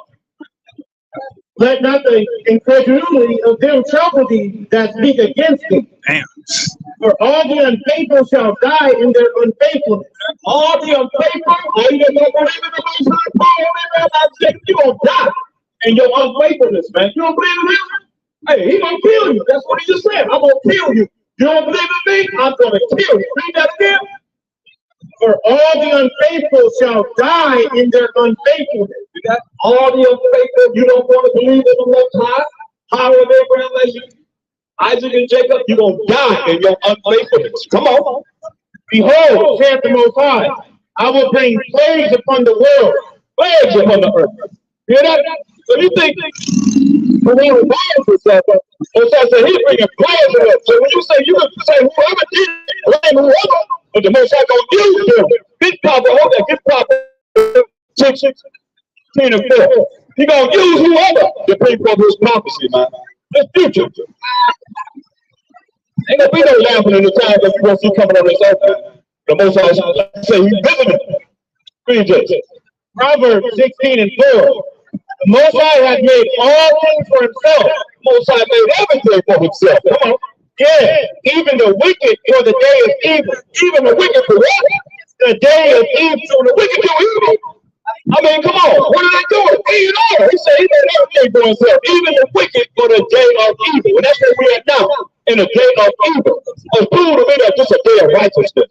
With all the wicked stuff that's going on in this world right now. Can I say that? Some of y'all feel probably wicked as hell out there. I'm looking at right now. Some of you get drugs. Y'all probably got sex rings going on. You got all these things going on. Pinning over men, pinning over, doing what they're doing, kissing each other, man. That's all against the laws of the Most High, man. Evil, pork, sweat, crab, lobster, catfish, everything that's a problem to the Most High. Jesus said, I believe in Jesus. He's in my heart. He's in your heart. He got nothing to do with you. Point blank. You feeding him garbage and saying it's okay. No, man. He didn't have no New Testament. He don't know the law of the prophets. Just tell with a brother, talk about, I don't believe in them, that's the New Testament. Don't even know what he's talking about. Show me a scripture that he read in the New Testament when he was on the earth. Anyway, it's only the law of the prophets. Everything in the New Testament got to coincide and coincide with the Old Testament. Period. See, y'all been duped, man. Everybody been duped. Following this way, that, get Colossians 2 and 8. This is what y'all dealing with. All of y'all. If you ain't coming back to this truth, if you don't come back to the truth, he just said he's going to kill you. He just said that. I didn't write it. He said put it in paper, and he put it in the paper that if you don't come back to this truth, you're going to be put to death. Period. Colossians 2 and 8. Beware lest any man spoil you through philosophy. That's what everybody's been spoiled. You know how spoiled milk, something that's spoiled is filthy and nasty, man. It's stank. You don't want to get it on you, so you're going to be spoiled by what? Through philosophy and vain deceit. Through philosophy and vain deceit. Straight up. After the tradition of men, the tradition of men, just in the man, like just religions, man. But thank you for no religion. He gave us laws, statutes, and commandments. The rudiments of men, the things that man has brought about. Well, so never give us no religion. What's your religion? That's in the Bible. Come on. They ain't never showed you a religion in the Bible. They never showed you a religion in the Bible. No religion. Only the law, statutes, and commandments of the Most High. And have a faith in him. That's what it says. All the faith is going to die. You don't want to believe in him? He going to kill you. That's what he just said. Second Ezra 15. He gonna kill you, point blank. Read verse 3. Second Ezra 15 and 3. Fear not the imaginations against thee. Let not the incredulity of them trouble thee that speak against thee. Right, man. This is a problem. Get Ecclesiastes 3:24. This is a problem. Stop on the rudiments of men. Ecclesiastes 3 and 24. It's a problem that we have. Well, we got to prophesy about these last days. We just went through the plagues in Egypt. There's going to be plagues right here in this world. Wait. Ecclesiastes 3:24. For many are deceived by their own vain opinion. Many are deceived by what? Their own vain opinions. People are deceived by their own vain or worthless opinion. What they think. Right. You know? Get that in Jeremiah. 17. And they what the world say, follow your heart. He said, follow your heart, right? That's what they say. Just follow your heart. That's what they say, right? This is what it says in the Bible. Read. 79. Jeremiah chapter 17, verse 9. The heart is deceitful above all things and desperately wicked. So they say, follow your heart. That's what everybody been doing. That's what saying, follow your heart. Right? Say the heart is deceitful above all things and what? Desperately wicked. Who can know it? You know, we know what it is that your mind thinks because of the fact that it's got to coincide with what's right according to the Most High's word, or it's wrong or evil according not to being what he said. Go back to Ecclesiastes 3:24. That's why we're here to bring forth the truth. The truth, the truth, the truth. You know, to break down all lies and philosophies of men and traditions of men, like these religions and so forth. Like y'all believe, some of y'all don't believe in nothing. You only believe in yourself. You your own power, right? If you don't believe in him, you your own power. You love yourself. And all your other nations, all y'all guys are idols anyway. Still, you have in Psalm 96:5. Well, all the guys of the nations are idols. But the Most High made the heavens. Because y'all believe in the sun, the moon, all of that. Y'all got symbols to represent y'all gods. And some of these religions have the same thing that the heathens have. Or the Most High said, learn not the way of the heathen. Come on, let's read. Ecclesiastes 3:24. For many are deceived by their own vain opinion, and an evil suspicion have overthrown their judgment. Evil, that's the devil, comes into your mind and make you make the wrong decision. That's right. The wrong judgment, man. Instead of knowing what's right according to the word, coming to learn, you know, you do so much, you put it away in a book. But we don't want to go back to school anymore. We had to go to school. We had to learn this for years and years and years and years and years. Like you learn, like his curriculum right here. Which are kindergarten to 12th grade, if you made it that far, and went into universities or colleges and so forth. Well, here we have the University of the Most High, the University of Mashiach Yahushua, the university to show us how to be an Israelite. Right. We got to endure it forever and ever and ever. This ain't no one time, you know, you're going to go into a class, now you got it. You ain't going to get it like that. You got to be taught. We were taught, you're going to be taught. If you really want to make it to the kingdom, y'all talking about going to heaven, man. They get ready to destroy this place. Straight up. This prophesied, it's got to go down. Can't nobody stop this. The Most High said he's going to bring it home. Understand? And they know it. I can tell you what they say out of their own words. But they ain't going to tell you that. They got you running around here looking at P. Diddy and Jay-Z and Beyonce and all that crap, man, while something else is going on. You see that? I mean, man, they got you looking at that while they over here bombing people and tearing people's lives up, man, killing people over and over and over again. Right. Come on, we at war. What y'all do is already here. Understand, it's already happening. It just ain't coming to your door yet, but it's coming. That's Believe right. this. And when it comes, it's going to be right against us.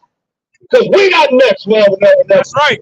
They know the kingdom going to come after us. We got next forever and ever and ever. The 12 tribes of Israel, only 1/3 though. Because 2/3 ain't good for nothing. Or less a word. Straight up, 2/3 of people ain't good for nothing. You got 3, 1 is cool, 2 ain't about nothing. And you know it. Hey, you feel me, right? You're the spirit. Come on, man. For many are deceived by their own vain opinion, and an evil suspicion have overthrown their judgment. An evil suspicion overthrown their judgment, man. Evil comes in, the devil come in and make them make the wrong decision. Right. Because they ain't looking at what's right. According to they ain't asking what's right. Yeah, you know, go back to 2 Ezra 15. Read verse 4 again. 2 Ezra 15 and 4. Listen. We the Israelites, brother. The Hebrew Israelites. Read. 2 Ezra 15:4. For all the unfaithful shall die in their unfaithfulness. All the unfaithful shall die in their unfaithfulness, man. This is very important. You know, Revelations 14 and 12. All the unfaithful are going to die in their unfaithfulness, man. This is the patience of the saints, man. Read. Revelations 14 and 12. Here's the patience of the saints. Here's the patience of the 12 tribes of Israel. Who are the saints? Here's the patience of the saints. Who are the saints? All you gotta do is sing, oh, when the saints go marching in, oh, when the saints go marching in. Oh, no. Not if you don't fit this description. Read Psalms 148:14. This is the saints right here. This is who the saints are. Psalm 148:14. He also exalted the horn of his people. Most High exalted the horn, which is the power of his people. Read. The praise of all his saints. The definition of the saints. Who are the saints? Even of the children of Israel. Who are the saints? Even of the children of Israel. Who are the saints? Even of the children of Israel. The children of Israel are 12 tribes that represent the children of Israel. Judah, Benjamin, Levi, Simeon, Zebulun, Ephraim, Manasseh, Gad, Reuben, Naphtali, Asher, and Issachar. The 12 tribes of Israel, who we are. So go back to Revelation 14 and 12. So we define the saints as the children of Israel, the 12 tribes of Israel. So now it's talking about who? Here is the patience of the saints. Here's the person of the 12 tribes of Israel. Here are they that keep the commandments of the Most High. Here are they that keep the commandments of the Most. This is the last book of the Bible, y'all. Everybody's been lied to. Especially up in these preaching church. They ain't teaching the truth. They won't come up and challenge them. Scripture after scripture after scripture. The prove we saying is wrong. As a Hebrew Israelite. Where that's that? We know this scripture don't mean that it means this. We know this scripture say it means something different. They're not going to do that. So they've been lied to. And they lying to you. The whole world been lied to. And the faith of a Mashiach. You're not in the faith of who? A Mashiach. They don't know a Mashiach that was shot. Who they call Jesus Christ. Read. Here is the patience of the saints. Here are they that keep the commandments of the Most High. Oh, they tell you that other commandments. You ain't under the law. We Gentiles. You've been grafted in. You got speaking tongues. Got to run around the church like a chicken with his head cut off. That's the Holy Ghost. Come on, prove that. Nobody did that in the Bible. Who did that? Think about that, man. He said he's going to bring all things back to your remembrance. The Holy Spirit going to bring all things back to your remembrance. Not the fact that you running around the church like a chicken with his head cut off. Talking about you got the Holy Ghost. I ain't no Holy Ghost.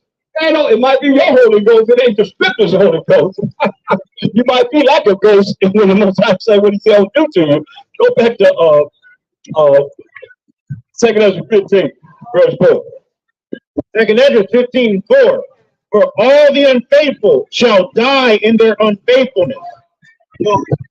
Listen, go to Amos 9 and 10. We're here to warn you. We're here to warn our people because you don't listen, it's going to be too late, man. That's right. You got an opportunity to repent, come back to the commandments of the Most High. You don't know them, to learn the commandments of the Most High, the laws of the Most High, and do what he said do. Amos 9 and 10. All the sinners of my people shall die by the sword. All the sinners of my people are going to die by the sword. He always said, all you unfaithful, you don't believe in him. And Moshe said this. You know, Mark 11:22. All the unfaithful that don't believe in the Most High power of Abraham, Isaac, and Jacob, going to die. He said he's going to kill you by the sword.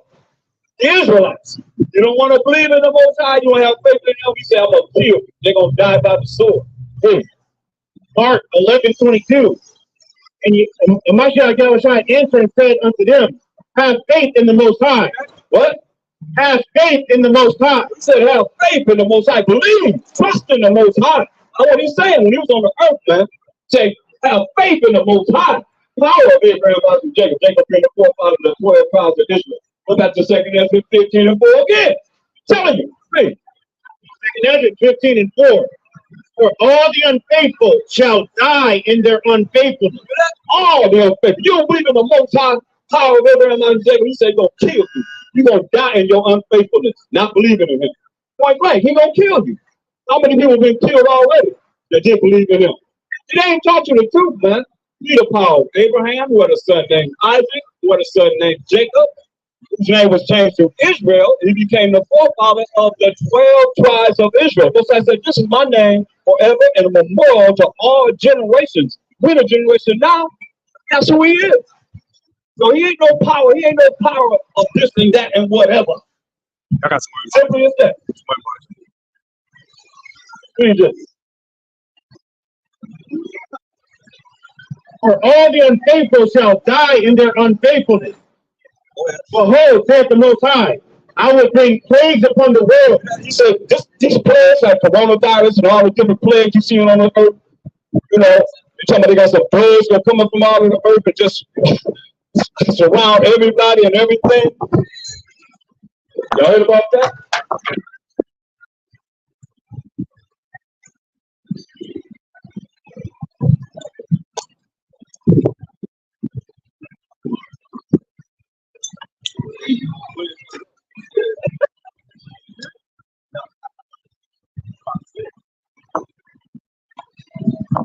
Yeah, so most I'm speaking out here, y'all.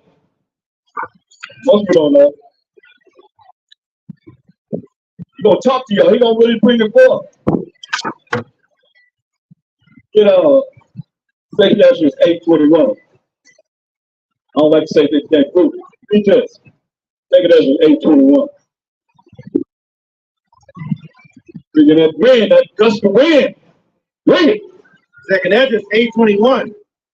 Whose throne is inestimable. The Most High's throne, powers and authority is inestimable. Cannot be measured, man. Whose glory may not be comprehended. Glory may not be comprehended, man. Before whom the host of angels stand with trembling. The host of angels stand trembling before the Most High. Now here, man, think he gonna be able to stand before the Most High, y'all? Put him down like, hey, you don't realize the power that we're talking about. Who he is, right? Whose servant is conversant in wind. His service. Most High servant is conversing. He's talking. In what? In wind and fire. That wind is the Most High coming forth to speak. He's conversing in wind. Jeremiah 23:19. So he's conversing, you have a conversation in wind and in fire. What's that fire? Okay.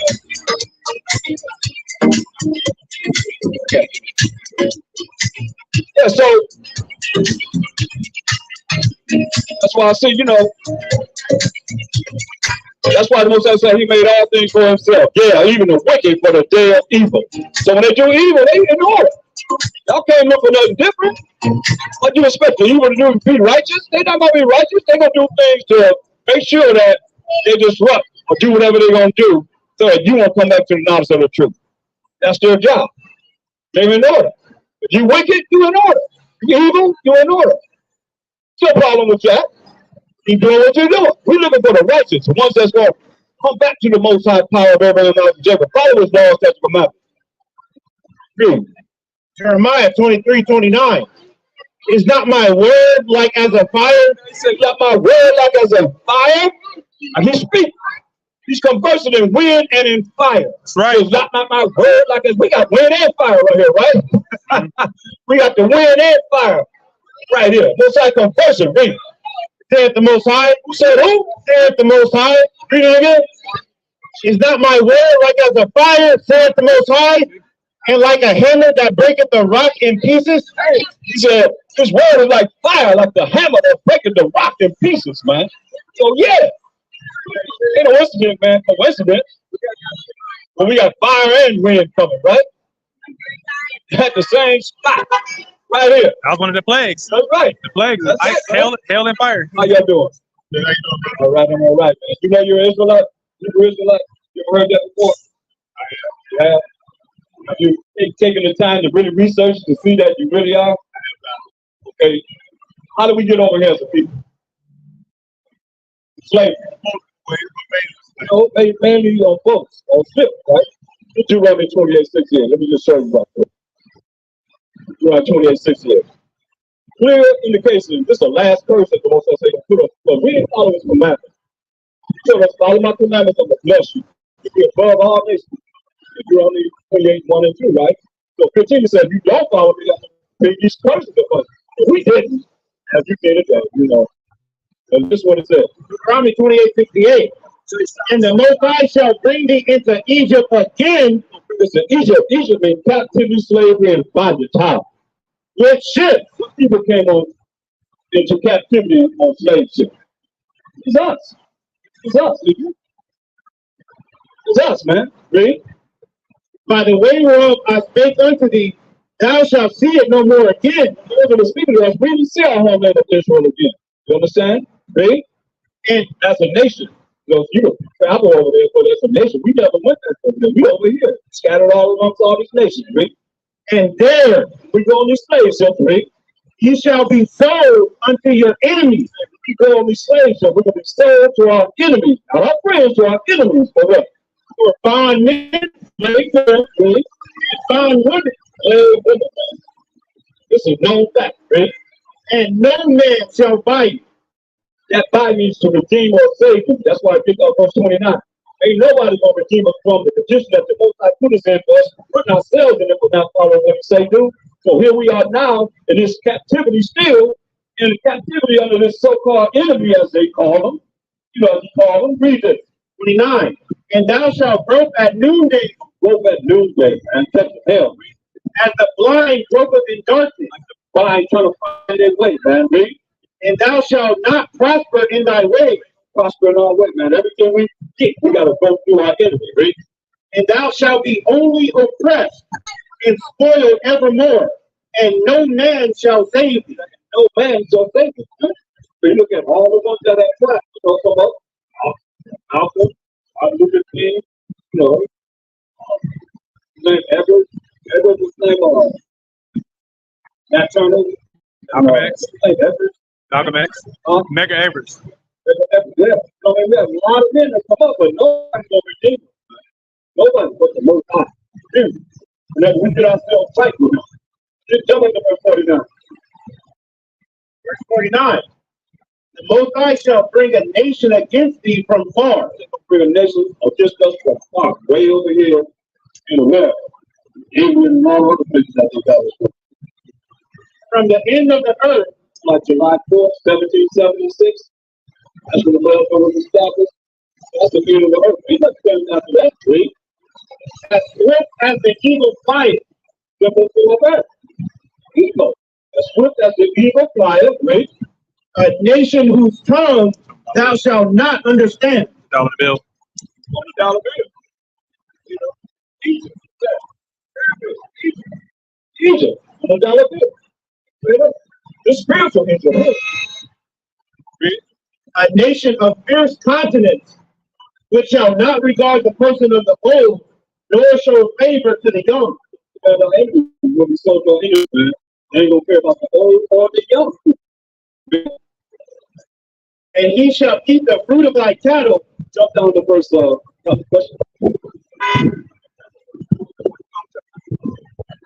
I don't got no flyer on the flyers. So it's very good. You know about it? Yeah. Beautiful. We are the children of this. We the people of the book. That's how we try to be. Let us people know that we got to protect you ourselves. We have, you know, people telling us in the churches that we're not going to go on. We don't understand about that. We go for this. We go for law. 613 laws, moral laws, civil laws, dietary laws, civil laws. And the same under this is we offended them, man. That's why we are in purposely to tell our people to come back to Him. You understand? That's real, man. I mean, and it's heartfelt because I'm looking at our brothers and sisters go down the street, come back, I'm talking to all of them, and your first one step forward. Yeah. You really want to know? You want to know, man? That we're available. Straight up. That's what it's all about, man. The angels in heaven rejoice for one sinner who back to the Most High. They love it. All praise to the Most High. Oh, Lord God. We got a YouTube channel. I'm just all out of flyers today. Okay, I appreciate you, brother. Thanks, brother. Thank you.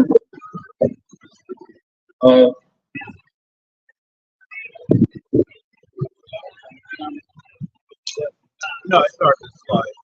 You gonna say it?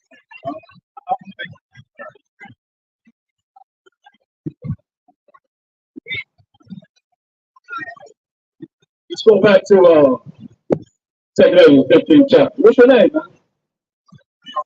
Already? Oh, wow. Good to see you, man. Yeah.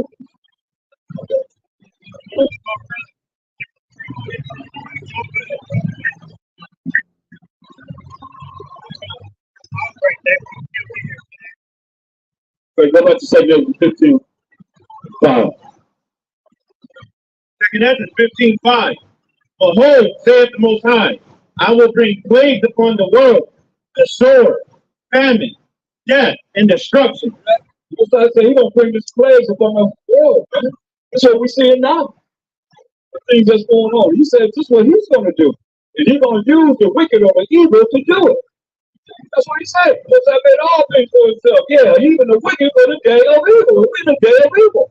We chose to be evil, so therefore the Most High brought evil upon us. He said, do what I say, do, but bless you. No, we chose to do what other nations told us to do. And we wanted to be like them. He said, hey, you don't need no king. All you need is me. No, we want to be like other nations. Get Jeremiah 10:2. We want to be like other nations. That was a snare, a trap with us, man. Trying to be like somebody else. They need to be like us. You old enough, I know for a fact. Everybody's copying off of us. The Osmond brothers, right? For what? Jackson 5. Chuck Berry, right? Elvis Presley. You know I'm telling the truth. We dance, we on the 2 and the 4. They on the 1 and the 3 and the 4 and a half. Whatever. I mean, you know. So now in this world now, all y'all coming up, y'all see everybody got the spirit. Everybody they can learn from us, man. We the salt of the earth, the flavor of the earth. See, look, we the flavor of the earth, right? Come on. Ooh, thank Jesus. Jeremiah 10:2. Thus saith the Most High. But the Most High told us that's the truth of Israel. Learn not the way of the heathen. What? Learn not the way of the heathen. All these plagues and death and famine and all the things that Most High bring on this earth. He said, what? Learn not the way of the heathen. Learn not the way of the heathen, right? You know, hold that. This Psalm 96:5. He said, learn not the way of the heathen. He's telling us this way to be perfect. Read. The book of Psalms, chapter 96, and verse 5. For all the gods of the nations are idols. All the gods of the nations are idols. Right? Read. But the Most High made the heavens. I made the heavens. Why you say that? Go back to Jeremiah 10:2. Talking to we the children of Israel. He said, learn not the way of the heathen. Say all the nations' gods are idols. Don't be dismayed at the signs of heaven. The sun, the moon, the comets, the stars, and all that. Read. Jeremiah 10:2. Thus saith the Most High, learn not the way of the heathen, and be not at the signs of heaven. Because the heathen are dismayed at them. Read. For the heathen are dismayed at them. That's their idols. The That's eclipse. what they dealing with it. They're that eclipse. Yeah, the eclipse. Everybody, I mean, they came all over. I mean, they was spending a lot of money to get on planes to come to see a different place where the eclipse was, right? What was that? You know, Texas or something like that. Well, look at the sky. He said, don't be dismayed at the signs of heaven. We ain't concerned about that in heaven. We're not concerned with what's happening loose heaven and earth. You know, get rid of our heaven. This heaven right now is our heaven. Shoot. Give me y'all Psalm 106:35. Understand this, Joshua, brother. 12 tribes of Israel. Read. 106:35. The book of Psalms, chapter 106 and 35. But were mingled among the heathen. Mingled among the other nations outside of the 12 tribes of Israel. Read. And learned their works. We learned their works. When he said, learn not the way of the heathen, so mingled among the other nations and learn their works. What they're doing. They're idols, like religions and so forth. You won't find no religion in the Bible. What religion you belong to? Any of y'all got a religion that y'all belong to? Baptist, Jehovah's Witness, Church of God in Christ all your life? Scientology. Apostolic, Scientology? No religion at all? Y'all don't. You ain't other children of Israel. But you won't find that in the Bible. Really. And served their idols, which were a snare unto them. Serve their idols. When he said, learn not the way of the heathen, we serve these other nations' idols as it is today. Straight up. And we'll stand wholly strong in their own way. Battery's dead. In their own way to say that the so-called white man is going to come from heaven and deliver them. Our people. They say a Mashiach that was shattered, the world called Jesus Christ, a so-called white man. He's coming back to deliver them. The white man gonna come back to deliver our people. That's our mindset. Do you think God, who is white in the sky, gonna come back to deliver every set righteousness on this earth? I'm talking to you Caucasian people. Because I mean, I got the pictures here. I got the pictures showing him that he's a so-called Caucasian. So do y'all think that he gonna come from the heavens and set righteousness on this earth? Yes or no? Simple question. I know y'all hear me. That's a simple question. Man behind you. The man behind you walking in the street. Oh, man. So we are the way that he delivered a snare unto us, a trap, right? Yeah, they sacrificed their sons and their daughters unto devils. Sacrifice our sons and daughters unto devils, man. Took our sons and daughters, put them in the fire. Free. Burn them. Burn them up. Free them. And shed innocent blood, even the blood of their sons and of their daughters, whom they sacrificed unto the idols of Canaan. The blood of our sons and daughters, man. We took our sons and daughters and sacrificed them to the idols of Canaan. As I said, learn not the way of the heathen. And we did. Therefore, that's why we punished over and over again. Captivity after captivity after captivity. No one else. The people that claim to be the Israelites or the Israeli, whatever they call themselves, they should be going over this. You should know this about this, but they can't bring it forth because it's not them. But it's us.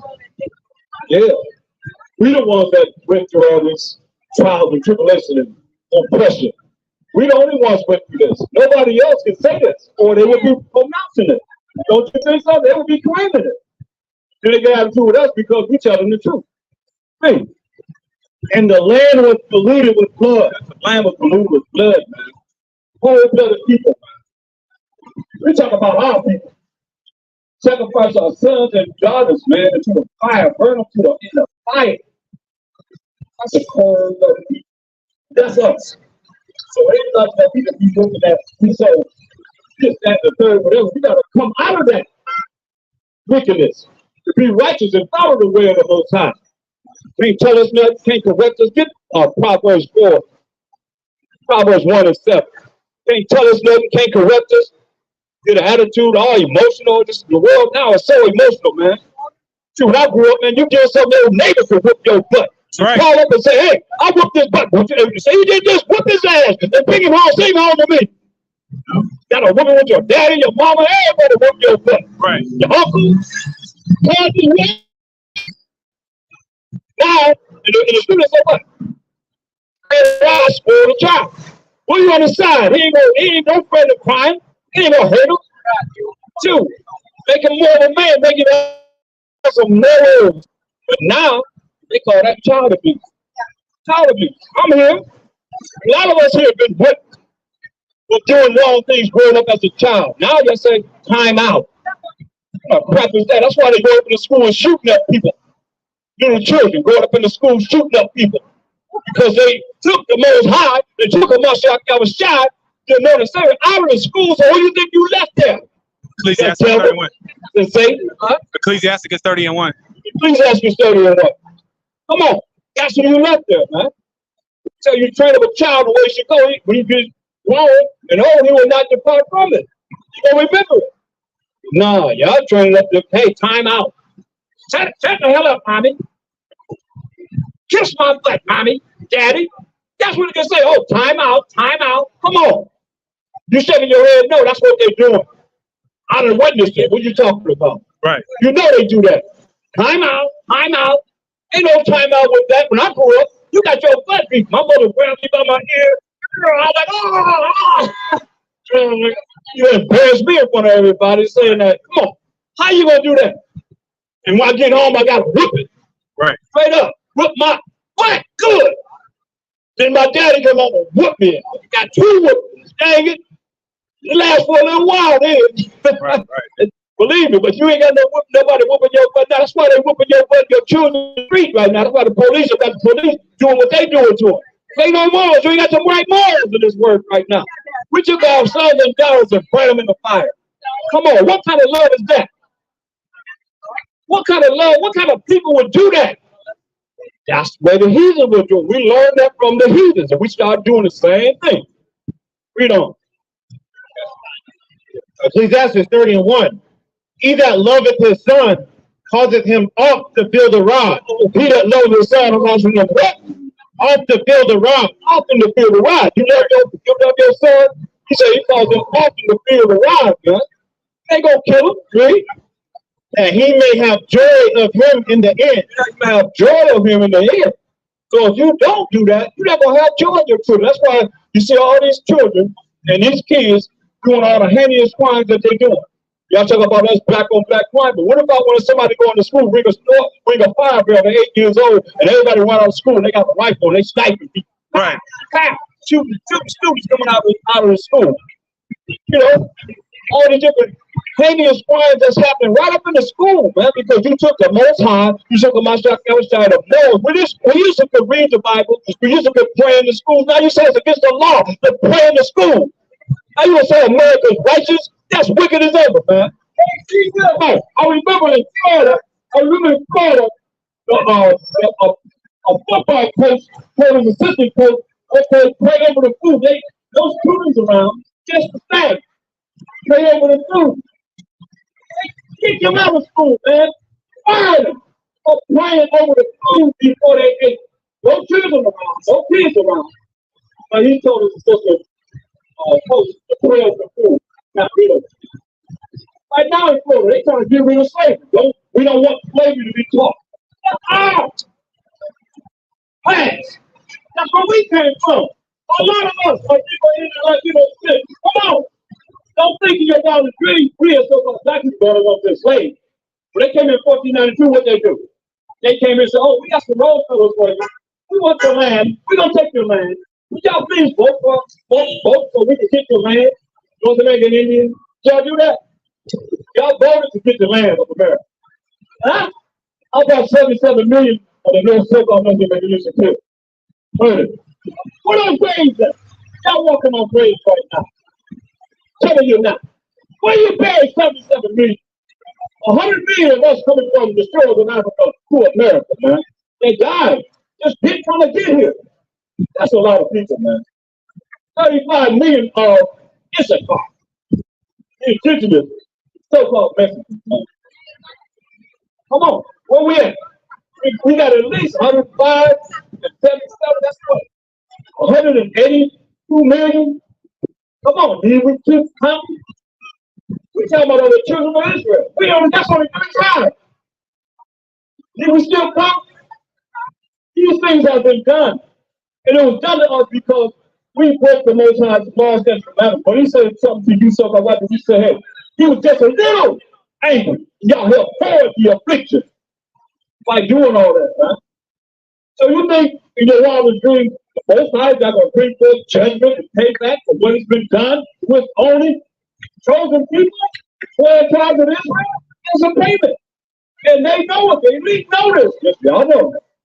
That's why I say you got to trade up a child the way you go. We say, hey, if you spare the rod, hey, you're going to spoil the cow. Read for the first one again. He that loveth his son causeth him oft to feel the rod. You love your son, so you cause him often to feel the rod. Set that butt up, right?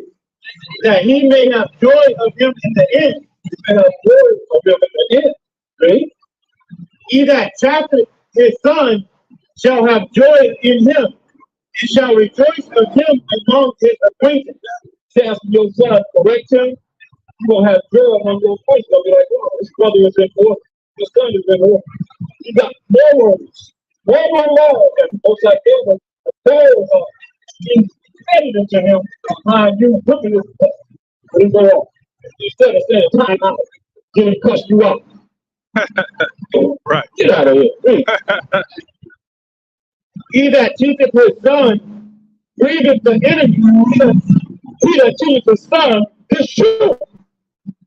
You come back to the Most High Don't please the enemy because the enemy wants you to follow them. The enemy wants you to worship devils, worship fate, worship the beast, worship them. Whoever it is that's evil, that's what they want.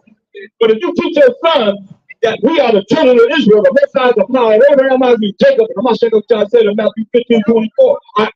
I have only sent to the lost sheep of the house of Israel, and he realized that he is someone outside of being no one in this world because of the fact that we broke the laws that's about the Most High. Therefore, he punished us. We have punishment. But y'all, he said he was just a little baby. But y'all over the call of duty. Y'all spoil the picture. You're like this thing got right here. Stop murdering. Stop murdered by the police. All these brothers and sisters have been murdered. Hands up. Killed. Unjustly, man. That's why it's not be a judgment. We doing what we did. We got punished. Therefore, hey, everybody that do what they do, he already said, all the sinners, these people gonna die by the sword. He's gonna kill us.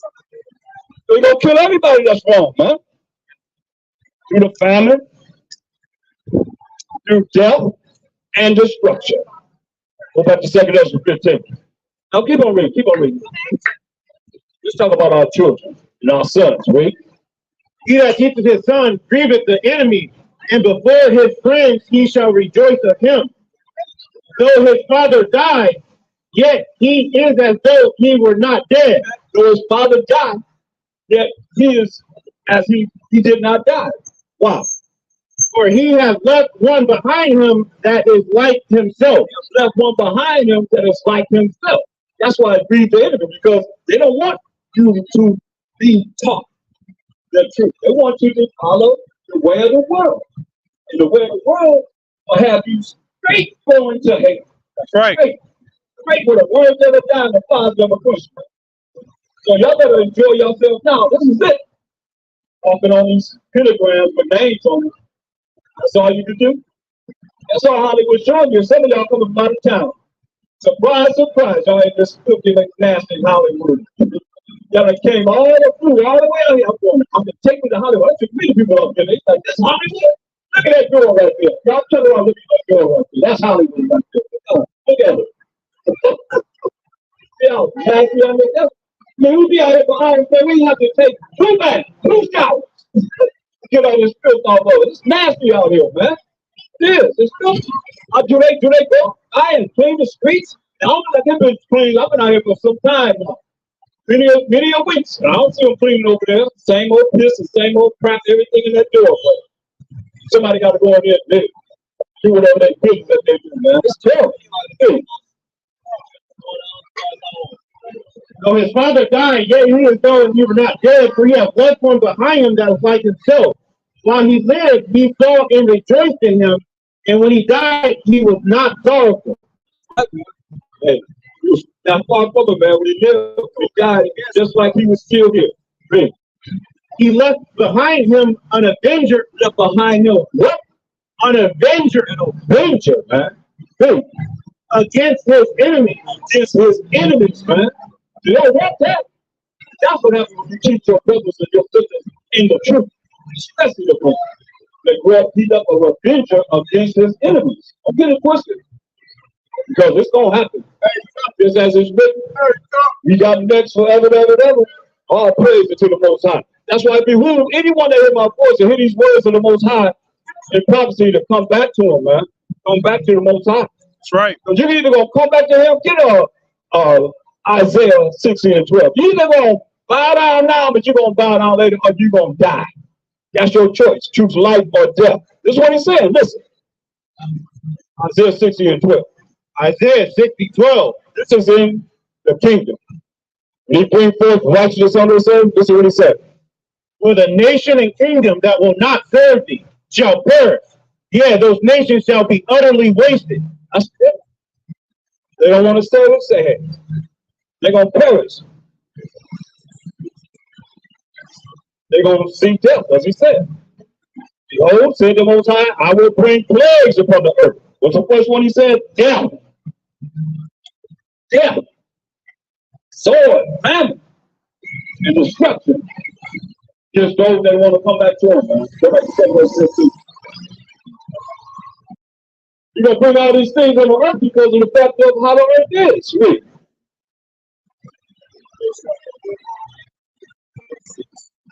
Second Ezra 15:6. For wickedness hath exceedingly polluted the whole earth. Wickedness has exceedingly polluted the whole earth, man. Come on, you think about it. That's why the Most High said, this place, get Revelation 11 and 8. That's why the Most High called this place a certain America, a certain thing, man. It's real, as you see. You know, read that. Revelations 11 and 8. And their dead bodies shall lie in the street of the great city, which spiritually is called Sodom and Egypt. It's America, man.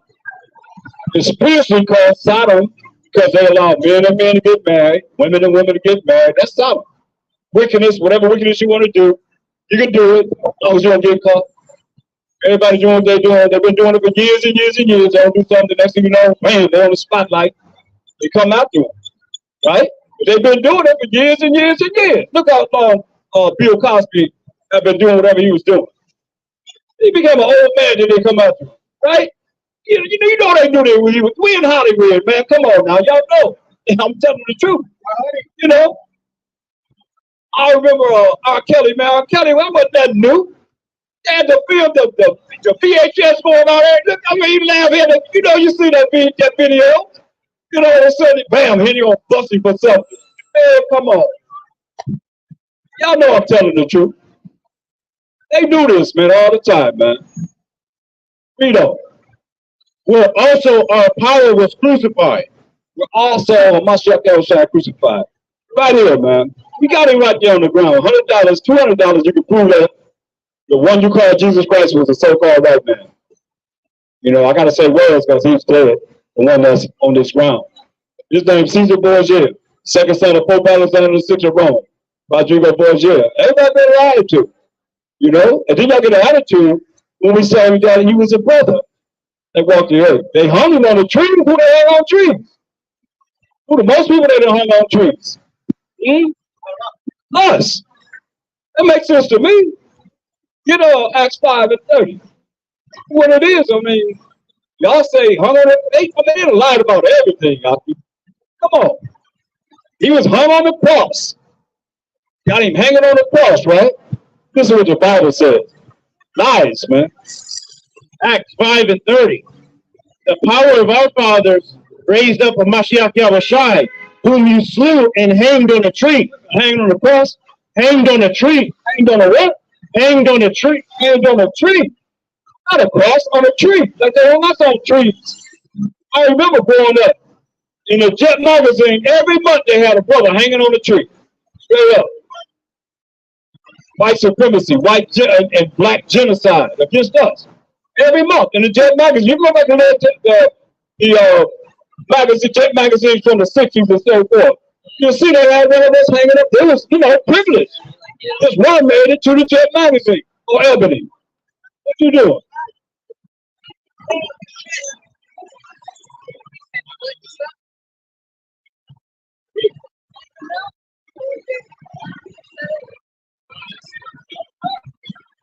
It's crazy, man. You know, that's your mind on drugs, though. You don't really realize, you ain't no reality. In reality, you lose reality. He just told his brother saved his life. Straight did, straight. She really did, but he just run out there, right? He just run out there. He been gone.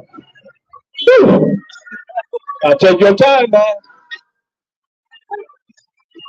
This is Shabbat for the Most High, and all kind of madness going on. Hey, brother, you know you're Israelite?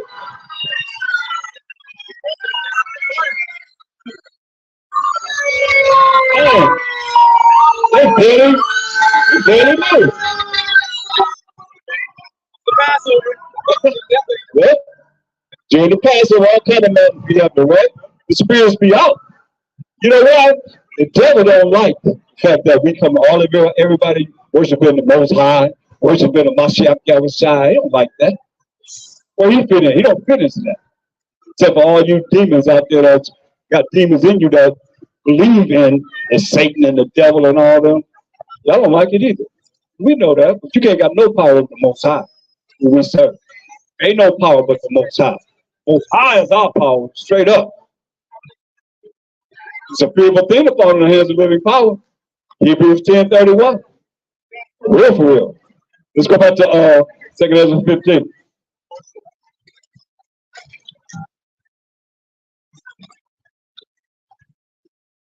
Verse 6. 2 Ezra 15:6. For wickedness have exceedingly polluted the whole earth. Wickedness have exceedingly polluted the whole earth, man.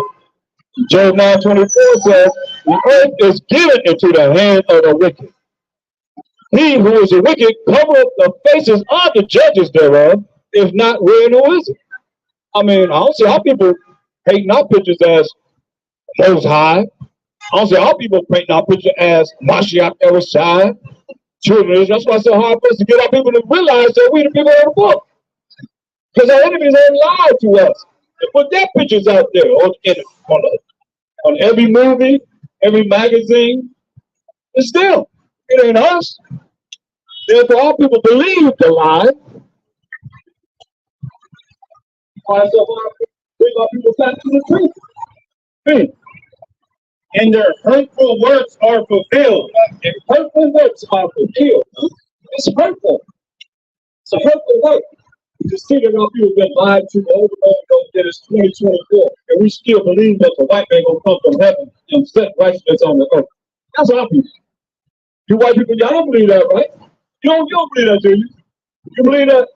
You believe that the white man gonna come from heaven and set righteousness on this earth? Yes, no? Huh? I mean, look at what happened, but you can't say it. Brother, you believe the white man gonna come from heaven and set righteousness on this earth? See? Right? That's the case. He in charge now. When you do it now, you got an opportunity to do it now. Let's do it. So this is what we're looking at, guys. And here we are as a people. We believe. Put it out. Can you keep going? Like stick it somewhere. To the Bible. Ain't real? Good. The scripture ain't real. Huh? How we get here? Yeah, the white man book. Huh? See, I don't know that. This is some black stuff. This is, you call yourself black, right? This is a black who wrote the Bible. Huh? I'm telling you what you said. You ain't white. I'm talking to you. So, brother. So you said the Bible ain't real. You know, you said it's a white man's book. Come on, prove it. Y'all gotta leave. Y'all saying things. Stay right here with me and stay with me. No. Job 30:30. What is that? My skin is black upon me. Can't get no clearer than that. They say Joe was a white man. What he say? What he say? My skin is black upon me. Say my skin is black upon me. Oh, it's all on 105. Why would they say his skin is white if they went to find it? That would make sense. Song of Solomon 105. Song of Solomon 1:5. I am black. Wait a minute, I'm white. I am black. I'm green. I am black. I'm purple. I am black. King Solomon said, I am black. But comely. Why they put me that in there? Oh, how much y'all know that? Give me First John 4:1. It's very important, man. That's why our people are spiritual at the house. They just regurgitate what they have heard, and they're wicked. Like I say, they've been programmed. Their brain polluted. Brain's been polluted, not brain lost, but brain polluted with lies. They regurgitate lies. They don't know the truth. Hey. 1 John 4:1. Beloved, believe not every spirit. I'll challenge you. Bring forth what it is your spirit gonna bring forth out of your mouth. Read. But try the spirits, whether they are of the Most High. Try every spirit that you are. Whether or not you have the most high power, every house in Jacob. Jacob being a forefather of the 12 tribes of Israel. Because many false prophets are gone out into the world. Many false prophets have gone out into the world. People that are like false. Trying to claim that the Bible ain't real. Don't know the Bible. I said, what scripture do you prove that's not real? And for no scripture, but just say that's something that you're making a statement against. How can you make a statement against something and you don't even know scriptures to prove what you're saying? Come on. Hereby know you the Spirit of the Most High. This is how we know the Spirit of the Most High. Y'all ready with the Spirit of the Most High? Read.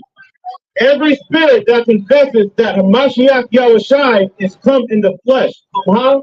In the flesh. That's your skin. You don't know what your flesh is. Pick yourself. Get cut. You go to the doctor. You go to the hospital and they say you got a flesh wound. You come in the flesh, read. Is of the Most High. It's of the Most High. You say he came in the flesh? It's of the Most High, read. And every spirit that confesses not that Hamashiach Yahushai is come in the flesh is not of the Most High.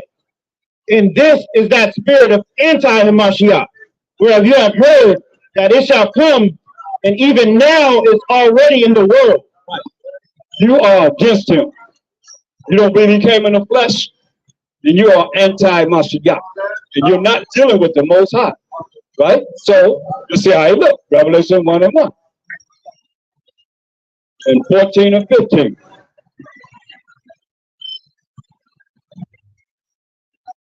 Revelations 1 and 1. The revelation of Hamashiach Yahushua, Revealing of him. Jump to verse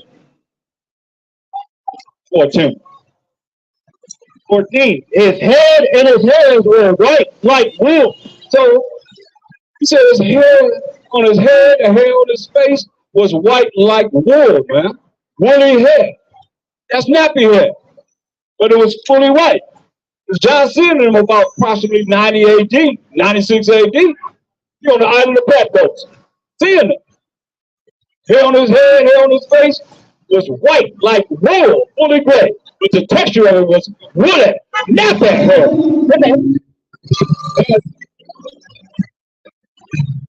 As white as snow, Fully gray. Come on. and his eyes were as a flame of fire. Yo.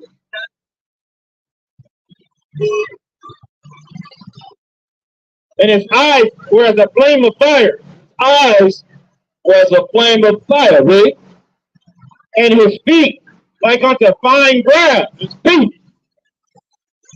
So your feet is the same color as your whole body, and his feet was like the color of fine brass. But how does fine brass look? As if they burned in a furnace. As if they burn in a furnace. Understand? If we take that brass on it wasn't so hot. Look at that brass down there. It's burning. And it's very, very dark. His feet like the fine brass been burned in a furnace. So he's very dark-skinned man. With woolly hair, nappy hair. So nappy should make you happy. Come on. It's him. Daniel 10, 5 and 6. Brother talking about the Bible ain't real. You don't know. That's why y'all know y'all the Israelites. I heard that before. You know that brother, you're Israel. That's right. Out there to see that hair stop up and down. That's right. We got next forever and ever and ever. All we got to do is come back to the Most High. Moral laws, civil laws, dietary laws, ceremonial laws. That's real, man. Big. Daniel 10 and 5. Then I lift up mine eyes and look, and behold, a certain man clothed in linen, whose loins were girded with fine gold of Uphaz. Best gold. So he had a solid gold girdle around his waist. The best gold. Big. His body also was like the beryl. His body also was like the beryl. Now, beryl, when you look at your compact, down the bank compact Bible edition, it says brown. Brown. Not green, brothers, but brown. Nobody's body green. Y'all can say he had a green robe on, but look at the word in the dictionary. We go to the Sound Bank Compact Bible Dictionary. You got one? Let's see. So you can look at it yourself. World, B-E-R-Y-L.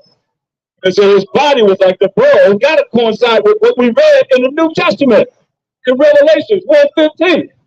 His feet like in the fine brass that is burned in the furnace. Because his body was like the pearl.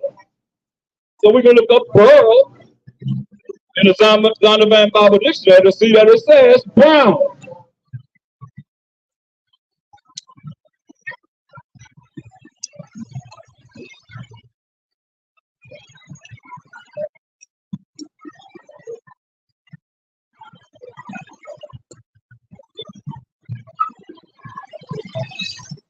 Okay, we're going to look up pearl from the Zondervan Compact Bible Dictionary. What does it say?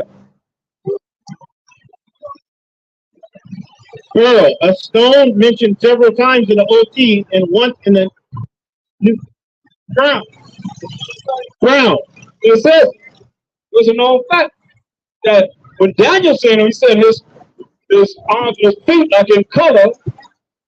Let's go back to Daniel 10, 5, and 6. So you see pearl, it means brown. Let's read that again.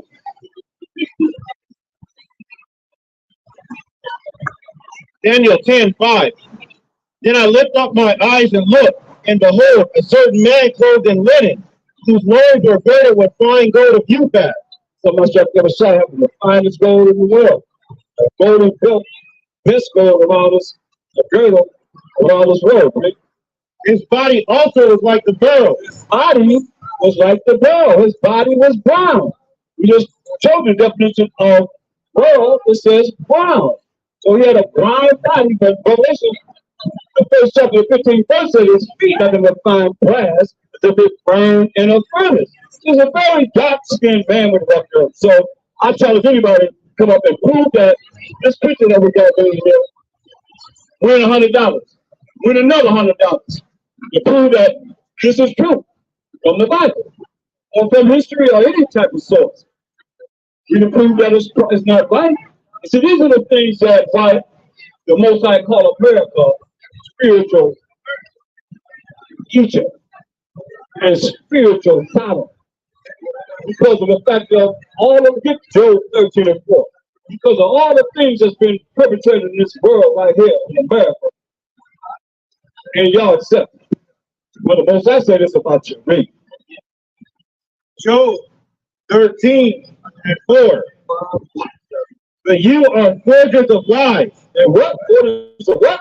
Forgers of lies. You are forgers of lies, right? You are all positions of no value. All positions of no value. Positions that heal. Come on. You say all positions of no value.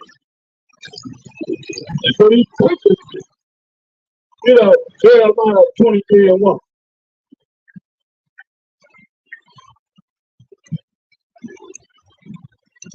So your wickedness is exceedingly polluted the whole world. All the earth, man. Read this. Jeremiah 23 and 1. Woe be unto the pastors that destroy and scatter the sheep of my pasture. It says that destruction of the youth is destroyed. The Most High's 12 tribes of Israel. The 12 lost sheep of the 12 tribes of Israel. You say destruction to you, right? Saith the Most High. Who said it? Saith the Most High. I didn't write it. Who said it? Saith the Most High. Saith the Most High, right? Therefore, thus saith the Most High power of, hold up. Therefore, says the Most High power of Israel. of Israel. Come on. Against the pastors that feed my people. Against the pastors that sit up in the pulpit feeding the Most High sheep. What he said? Ye have scattered my flock and driven them away. And you scattered the flock and driven them away from what? Psalm 119, 132. From being righteous. You scattered, made them scatter praise, and say, we ain't law, we're in the mercy, in grace. We're in the grace. We can do whatever we want to do because of grace. Give you something you don't deserve or cover us. And we Gentiles. And yet still you an Israelite. It's crazy, man. You are one of the 12 tribes of Israel. Just as I said, the grace of mercy is only built or come up and prove me wrong. Ain't no grace and mercy for no other nations. All the nations, guys, are idols. They do it idolatry. And y'all follow the other nations. That's why you're going to be put to death if you don't come back to the Most High rules and regulations. Man, it's simple. You got us rules and regulations. Y'all know what that is. That's why y'all break that corner for that nitrogen. You know about rules and regulations. Everybody knows about that. He got rules and regulations. If you don't come back to heaven, you're going to put you to death. That's what he said. Plus 7 on side. Psalms 119, 142. This what they have scattered us, took us away from. Thy righteousness is an everlasting righteousness, and thy law is the truth. The righteousness of the Most High is an everlasting righteousness, and the law is the truth. That's why the Hosea 4 and 6. Understand this. That's why the Most High going to bring the judgment on this earth. Because he took the time to write 613 laws. And y'all don't want to represent him. Y'all just calling on Jesus and think that's all you got to do. No. He even followed the laws that come out there the Most High. But what sin did he do? You see? He told you he ain't coming to restore the law of the That's all he had to go by when he walked the earth. It was the law and the prophets, the Old Testament. Same thing that these preachers don't go into. But you don't have to deal with these prophecies. Hosea 4:6. My people are destroyed for lack of knowledge. Because thou hast rejected knowledge, I will also reject thee. So let's look at it. So my people who are the 12 tribes of Israel are destroyed for lack of knowledge. What's the knowledge? Hold that in Proverbs 1 and 7. Because my people are destroyed for lack of knowledge. So we don't do that. And what we do is that we talk to our people, as many a times they have come to me disputing the fact of what this scripture says. Really. Proverbs 1:7. The fear of the Most High is the beginning of knowledge. So the fear of the Most High is the beginning of knowledge. So to fear something, what does that mean? What does it mean to be afraid? To fear something? Be afraid, to be scared. So to be afraid of the Most High, to be scared of the Most High is the beginning of knowledge. But they teach God is our love. You talk of fear of the Most High. Yet still, all these things are going on. Because I say he's doing it, abandoning death, destruction, calamity, earthquakes, cataways, plagues. All this is from the Most High. You ain't teaching that. If you do that, I tell you what, anybody ever been in a disastrous situation, calling on Mother Nature, oh, Mother Nature, stop. No, they call on God. That's all y'all know is him as God. Oh, God, please, stop. Earthquakes happen. It starts shaking right now. You'll say, oh, Mother Nature, stop. No, you ain't. You'll say, oh, El Niño, stop. No, you ain't. You know you're not. I need to stop. You ain't say nothing. Mother Nature, stop. You ain't gonna say nothing. You're gonna say, oh God. Call on them. Even you atheists will say that. Come on. You're gonna shake this ground, man. You know it's coming. You're gonna see who you're gonna be calling on then. Read on. But fools despise wisdom. Fools. We call you a fool. You despise wisdom. Wisdom is the only thing understanding how to apply this knowledge in your life, man. Wisdom is a proper application of how you apply this knowledge in your life. And instruction. How to be instructed how to come back to the Most High. That's the most important thing, man. You don't follow him, you're going to put you to death. So who's that? You got a choice to life or death. Ain't nothing ever changed. Show me where he gave you another choice. Ain't no other choice, man. You choose life or death. That's it. Go back to Hosea 4 and 6. This is our choice, man. Hosea 4 and 6. Hosea 4:6. My people are destroyed for lack of knowledge. My people, 12 tribes of Israel, are destroyed for lack of knowledge, right? Because thou hast rejected knowledge. You reject the fear of the Most High. You reject the ability to be closer to the Most High by fearing him. Call you a fool. You don't want to follow him. See, I will also reject thee. that's why you're a bunch of rejects. If you don't want to follow the fear of the Most High, you don't want to learn the knowledge of the Most High, you want to learn rules and regulations, moral laws, civil laws, dietary laws, civil laws. You don't want to learn that in this day. See, I'm going to reject you, but they're a bunch of rejects. A lot of people are because they don't want to come back to him. Hey, That thou shalt be no priest to me. like I said, you pastors have scattered the sheep of his pasture, man. Made them scatterbrained. They over here, they over there, they all kind of ways. I tell you what, I got 100. What's your nationality, brother? Brother, what do you consider yourself, your race? What do you consider yourself as a nation? What's up with you, brother? What do you consider yourself as a nation? A race? Sister? Nobody? I got 108 different identities of who we are as a people. 108. 108. That's a shame. That's why I say you're going to be a bunch of rejects, because we don't know who we are. We're the only people that can come up with all these different names of who we are as a race. 108. No shame in the game, man. So, you didn't know, we the children of Israel. We the 12 tribes of Israel. We the people of the book. Can't nobody just prove that? Read. Seeing thou hast forgotten the law of thy power. Seeing that we have forgotten what?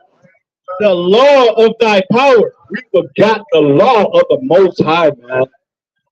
That's why I'm here to tell you, man. You got to come back to His laws, His commandments. Seeing that we have forgotten the law of the Most High, He said you're a bunch of rejects. He rejected you. Read. He don't need us. We need Him. He told Moses, I raise up a nation with you, Moses. But what man? See, we come from Shem, Ham, and Japheth and their sons. That's 6 people.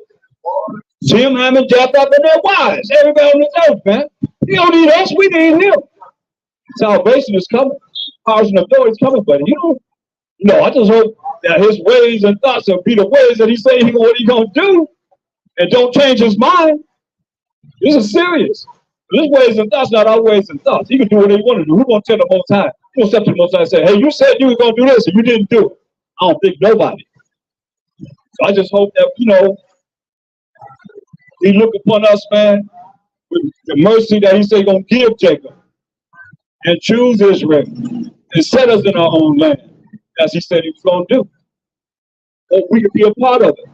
Everybody else that don't want to follow Him as evil, He said He's gonna destroy you. Point blank. Said because we did what? Seeing thou hast forgotten the law of thy power, I will also forget thy children. That's why we forgot them. So I'm also forget your children. That's why a lot of you can't come to this, because a lot of you the ones that said, "Crucify myself, Yahushua, and let His blood be on us and on our children." You're the children of those that killed them. Wait up. You can't help it. Because He got to look. Get 2nd Ezra, 9th chapter, 22nd verse. Prophecy and what He said is not will have to come true. Ain't nothing we can do to stop it. He said this, 2nd Ezra 9:22. Like I say, He said, "Hey, crucify my shame, let His blood be on us and on our children." That's what Moses said this. 2nd Ezra 9:22. Let the multitude perish then, which was born in vain. That said, let the multitude of people perish then, which was what?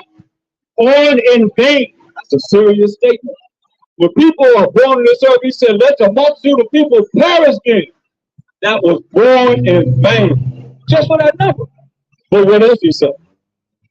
And let my grape be kept in my press, for with great labor have I made it perfect. So the Most High making some of us perfect. And coming back to His law, statutes, and commandments, doing what He said do. What's wrong with that? What's wrong with doing what He said do? You have to be evil not to want to. Something wrong with you. 2nd Ezra 15,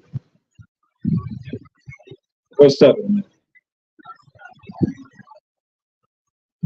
2nd Ezra 15:7. Therefore saith the Most High, I will hold my tongue no more as touching their wickedness. He ain't gonna hold His tongue no more as touching all the wickedness that's going on in this world right now. He's speaking. Which they profanely commit, neither will I suffer them in those things in which they wickedly exercise themselves. Come on. What kind of wickedness is going right here in Hollywood today on the Most High Sabbath day? All kind of wickedness going on. You see it. Y'all come on a Sabbath day in this wicked Hollywood to do what? We come to reach out to our people to bring you back to this knowledge with understanding of the Most High before destruction comes. So this coming calamity is coming. Where you gonna be at when He comes for you? Where you gonna be at? You gonna be still walking around like everything is cool? Hollywood ain't gonna be here. Ain't nobody gonna be on walking up and down the streets on the pentagrams with their names on it. That's all you got here. Bunch of scores and pentagrams on the ground with names on it. Some of the goat head. Come on. Real simple. That's all you got. Good. Behold, the innocent and righteous blood cried unto me. Innocent and righteous blood crying unto the Most High. Like, stop murder by the police. All them faces I see on the ground that's been murdered by the police. They say the innocent cry. You pray the Most High, man. The righteous blood crying before the Most High. He hears them, man. This perpetual hatred that's against us.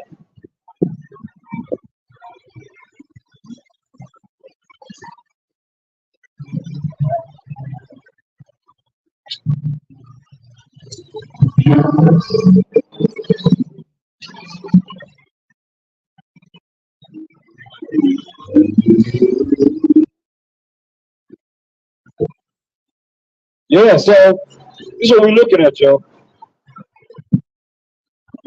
He said the righteous blood crying into him.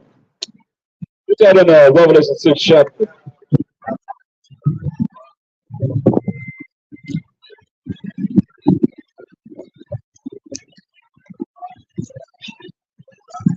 He said the innocent and righteous blood crieth unto me.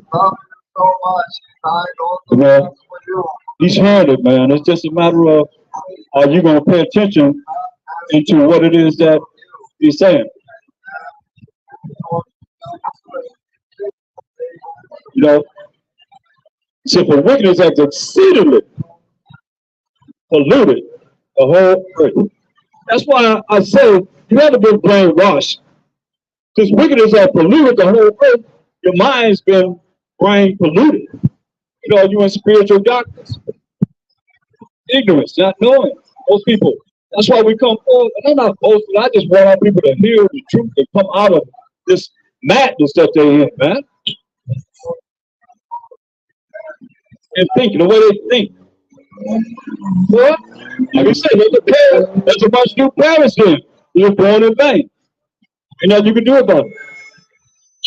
Let my grape and my plant be kept with great labor. Have the Most High made it perfect. Some of us he's trying to make perfect. He said the innocent blood is crying unto it. Revelation 6:9. And when he had opened the fifth seal, I saw under the altar the souls of them that were slain for the word of the Most High. Saw under the altar, man, for the priesthood is those that were slain for the word of the Most High, the righteous, right?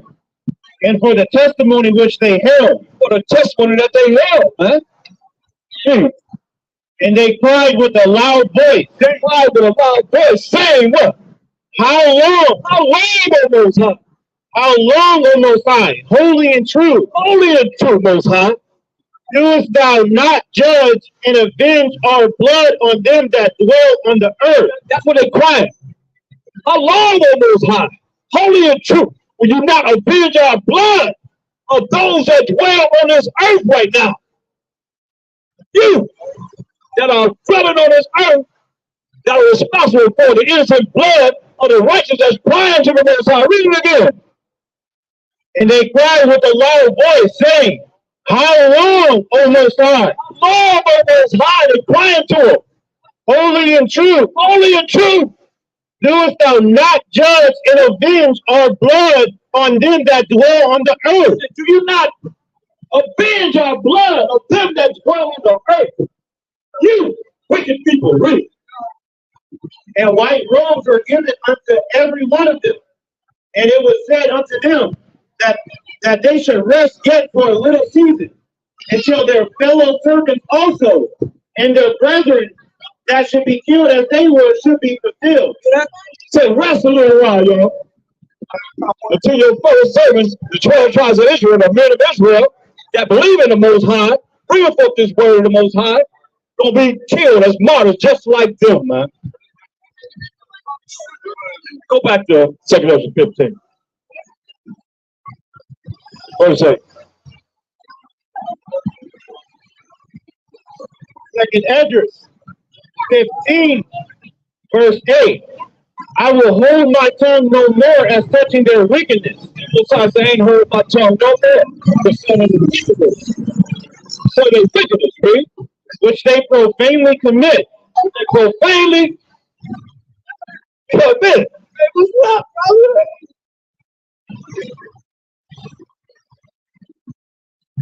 Lock in the house. All the time, man. They don't send you, man. Don't leave before you give me your number, man. I will hold my tongue no more as touching their wickedness. He's ain't gonna hold his tongue no more concerning their wickedness, read. Which they profanely commit. They profanely commit, man. Come on, man, read. Neither will I suffer them in those things in which they wickedly exercise themselves. So he ain't gonna suffer in the things that you quickly exercise yourself. Like y'all up here in Hollywood, you're doing some wicked stuff, man. Y'all know y'all come up there some wickedness. Read. Behold, the innocent and righteous blood cried unto me, and the souls of the just complain continually. You just heard what they say. You heard what they said. So they continually complaining to the Most High and saying, how long before you come down and avenge our blood on them that dwell on the earth that have killed us unjustly? Check it out. Zephaniah 11 and 5. We prophesying today. Zechariah 11 and 5. Zechariah 11:5. Whose possessors slay them and hold themselves not guilty. Possessors, we the possession of our enemies, as the Most High told us in Deuteronomy 28:68. Most High shall send into Egypt with captivity, slavery, and bondage again another time with ships. On the way where my speaking, thou shalt see it no more going again, and there when you go on these ships, you'll be sold into your enemies. For what? For bondmen and bondwomen. Ain't nobody gonna redeem us from the condition that we put ourselves in. The Most High told us gonna do this to us for breaking His laws, statutes, and commandments. Come on. And they that sell the say, blessed be the Most High, for I am rich. They that sold us in slavery is selling us we number commodity right now. Come on, if we stop spending money, everybody say we ain't gonna spend no money for a day. This place will be bankrupt.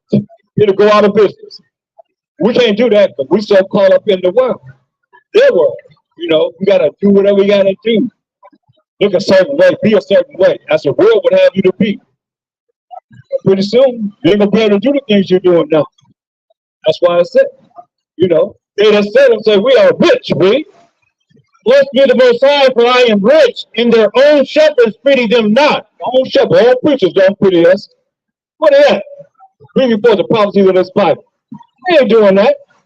They scared.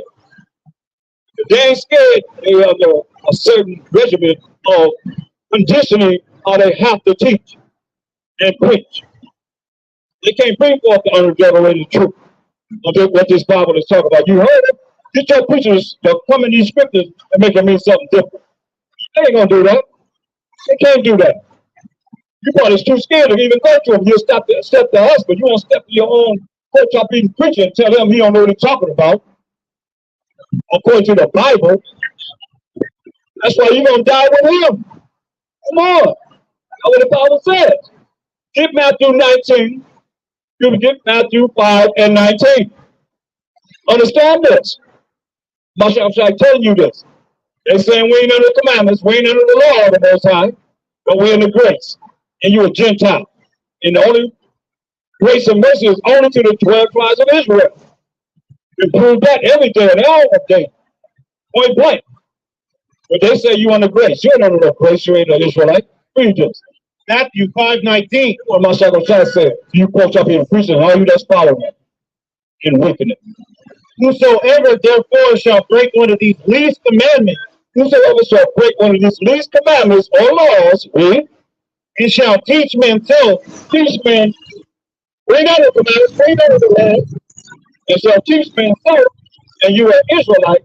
I'm talking to the Israelite. pastors. I ain't talking about these other pastors, but they doing what they're supposed to do. They follow an idol. And the idol that they want you to follow is them. My preacher, my minister, my preacher says this and says that.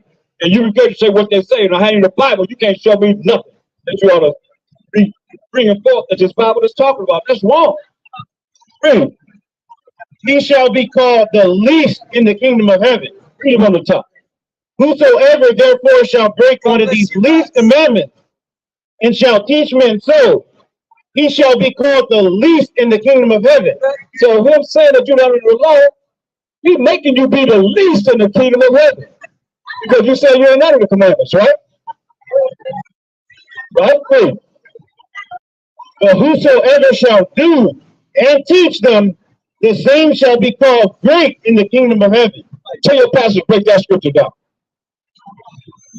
And make it mean that you ain't got to follow the Most High's commandments. You ain't got to follow the Most High. Get Proverbs 3:1 so you know that commandments is the law.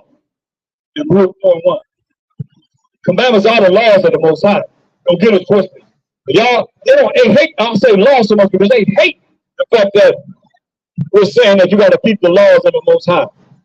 They hate that. Commandments, that's a little bit, they could get, don't feel so bad about that. But when you say the law of the Most High, they got a problem with that. Because they say you got to follow the law of the land, they got a problem telling you that, which we do. But every law you ain't got to follow. If there's wickedness according to the Most High's word, no. No. Proverbs 3:1. Just proving that the law and the commandments are the same. My son, forget not my law. Get not what? My law. Get not my law. Read. But let thine heart keep my commandment. Let your mind think on and keep the commandments of the Most High. So the law, the commandments are the same. Read. For length of days, It's going to put you to keep the laws of the Most High and the commandments of the Most High. For length of days, you live a long time. and long life, and peace shall they add to thee. Peace shall they add to you. So Rule 4:1. So if you think in your wildest dreams, you don't have to keep the laws of the Most High, His commandments, which are the same. And hey, listen. Baruch 4:1. This is the book of the commandments of the Most High, and the law that endures forever. How long the laws endure and the commandments endure? Forever. I thought they were done away with. They said the law and the commandments endure how long? Forever. Forever, including this day. Read. All they that keep it shall come to life. All they that keep the commandments and the laws of the Most High shall come to life, everlasting life. Read. But such as leave it shall die. Such as leave the laws of the Most High shall die. Read. Turn thee, O Jacob, and take heed of it. Turn thee, O Jacob, and take hold of it. Walk in the presence of the light thereof, that thou mayest be illuminated. They walk because of the light thereof. Take hold of the laws of the Most High. Take hold of the prayer laws. Take hold of the civil laws, the dietary laws, the ceremonial laws. Take hold of it, that you may walk in the light thereof and be illuminated. What's that light? Proverbs 6:23. Come on, it's all here.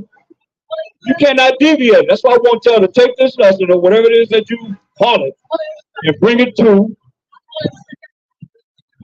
your pastors and say, make it mean something different. You want that light? What's that light? Proverbs 6:23. Proverbs 6:23. The book of Proverbs, chapter 6, and verse 23. For the commandment is a lamp, Commandments of the Most High is a lamp, and the law is light. the law is light. Read. And reproofs of instruction are the way of life. So, hey, the proofs of instruction, that's why I say, hey, fear the Most High. And be corrected by His instructions. That's where? In the Bible. Other than that, you'll be still running around here brain polluted. Not brainwashed. That's why I get out Isaiah 47. I read verse 6. This is what happened with Babylon in America. They went into darkness. They put the people in gross darkness, gross ignorance. Read this. The book of Isaiah, chapter 47 and verse 6. I was wroth with my people. That's good stuff, John. So it was wrong. Most times it was wrong with us, children of Israel. That's who we are, baby. I was wroth with my people. I have polluted my inheritance. Polluted his inheritance. The 12 tribes of Israel, he polluted us. Read. And given them into thine hand. Gave us into the hand of our enemies, the so-called white men and all other nations that we've been in captivity under. Read. Thou didst show them no mercy. You didn't show us no mercy.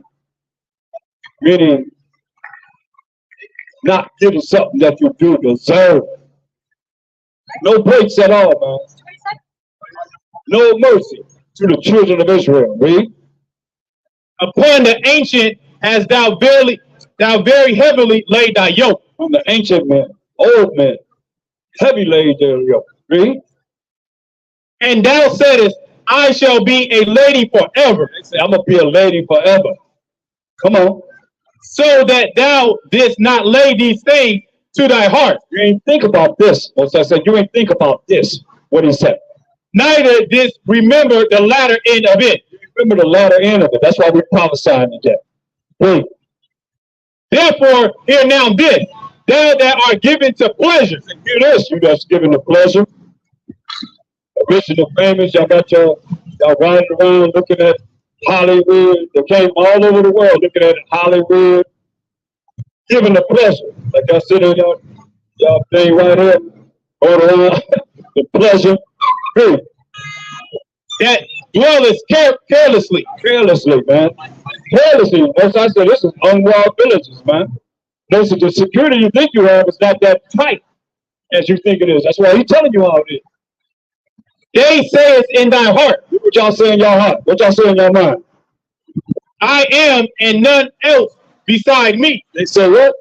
I am and none else beside me. They say I am. That's why they painted the picture of the so-called white man as representing I am. He said, and none else beside me. Anybody else said that? Who else said that they I am? They the Most High. They painted a picture of themselves representing the Most High. Painted a picture of themselves representing Hamashiach Yahushai. Painted a picture of themselves saying they're the Jews. Right? They say, I am, and none else beside me. Now, didn't they paint yourself? That's that white. We got it right down there. You know, the first one they painted was Caesar Borgia, the second son of Pope Alexander VI of Rome, Rodrigo Borgia. This picture down here was painted by Warner Salmon in 1940. The one y'all call Jesus Christ. He making millions of dollars off of ignorant people that don't know. Y'all know y'all the Israelites, brothers? Y'all know, y'all brothers and sisters, y'all know that y'all the Israelites. Y'all heard that before? Talking to you brothers and sisters right here in front of me. How can nobody look up? Huh? All right, somebody gave me the thumbs up. Come on, all right. Y'all gotta repent, man. Oh, you can't get high, ain't gonna get you to the kingdom, man. We got nuts forever, but they ain't gonna get when you get ready to go, man. You ain't gonna be smoking no blunt. Like I was saying, coming back smoking no blunt. You coming to judge and make war.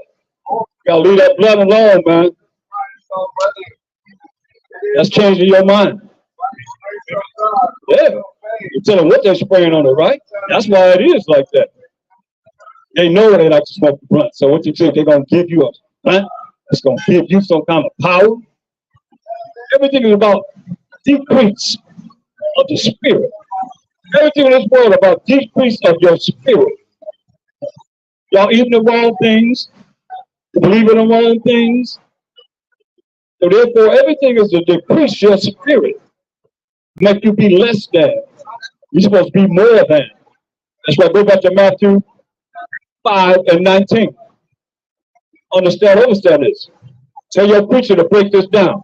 Because you say you're not under the law, you're under the commandments. We didn't prove that the law and the commandments are the same. Now what does he say? The book of St. Matthew, chapter 5, verse 19.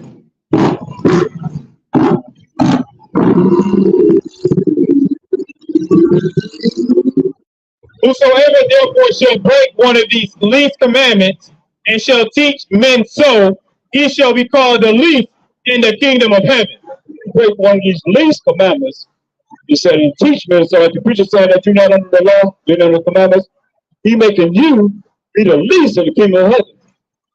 Contrary to what he's saying, what he said. But whosoever shall do and teach them, the same shall be called great in the kingdom of heaven.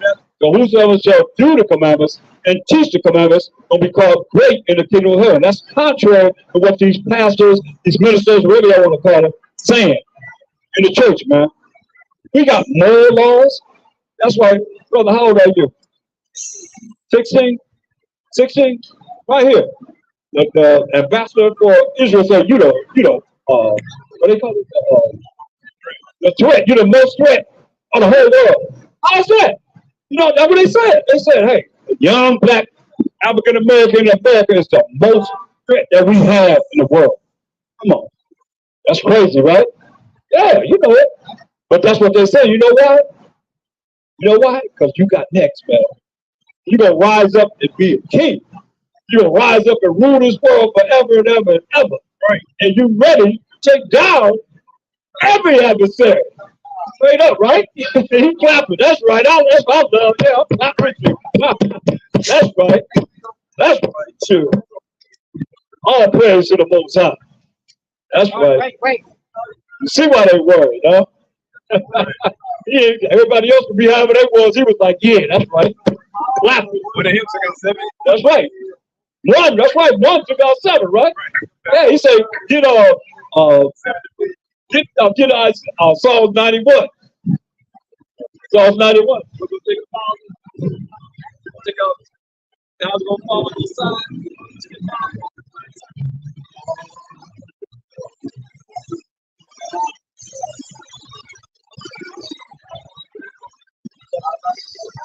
Psalms chapter 91 and verse 7.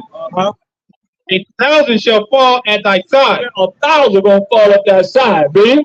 And 10,000 at thy right hand. 10,000 on our right hand, man. But it shall not come nigh thee.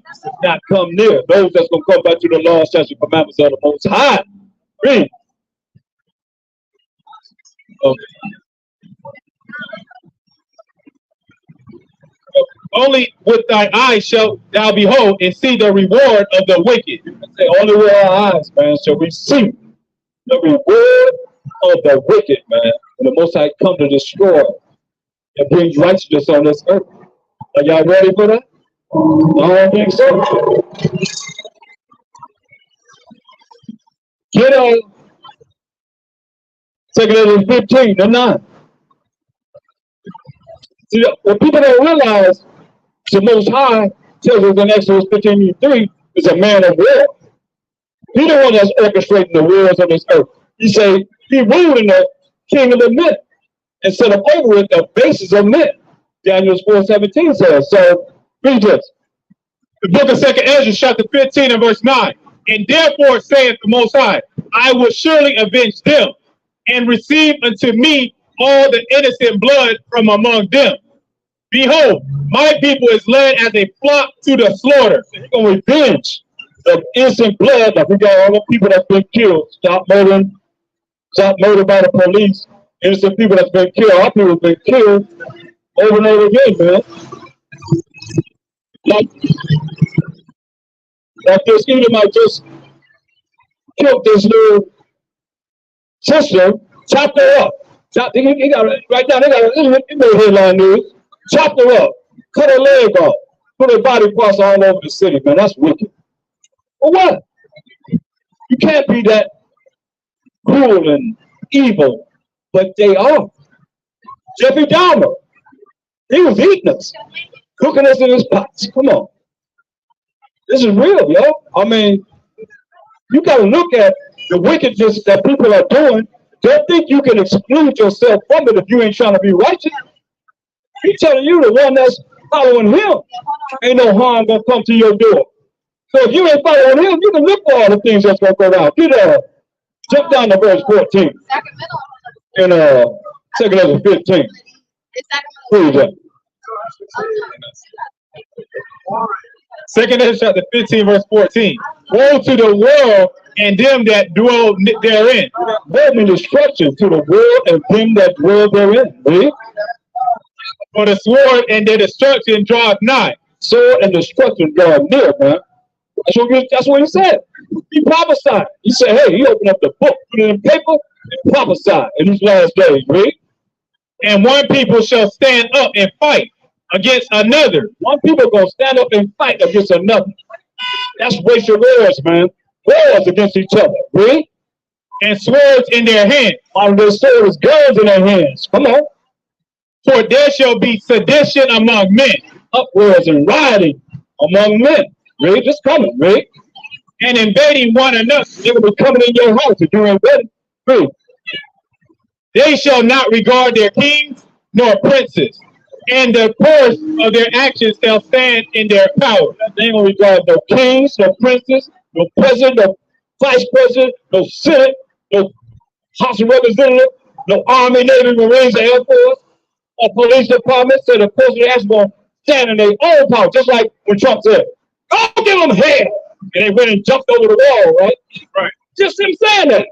He might not mean that, but that's what the people did. That's what Most High tell you that it's gonna happen on a higher scale. A man shall desire to go into a city. Desire to go into a city, don't desire to go from Hollywood home when this happens.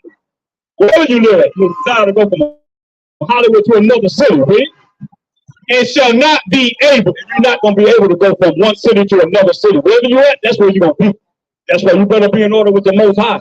Wherever you at, right? For because of their pride, the city shall be troubled. Because of their pride, the city shall be troubled, he said. Now give me 2nd Ezra 8:50. Hold that. Just second, look where you're at. Just 2nd Ezra 8:50. So because of their pride, the city's gonna be troubled, man. That's why I tell you here, read. The book of 2nd Ezra, chapter 8 and verse 50. For many great miseries shall be done to them that in the latter time shall dwell in the world, because they have walked in great pride. Great misery is going to be on the people on this earth, man, because they walked in great pride. Pride is contrary to being humble. I'm telling you. Go back to where you was at in 2nd Ezra 50.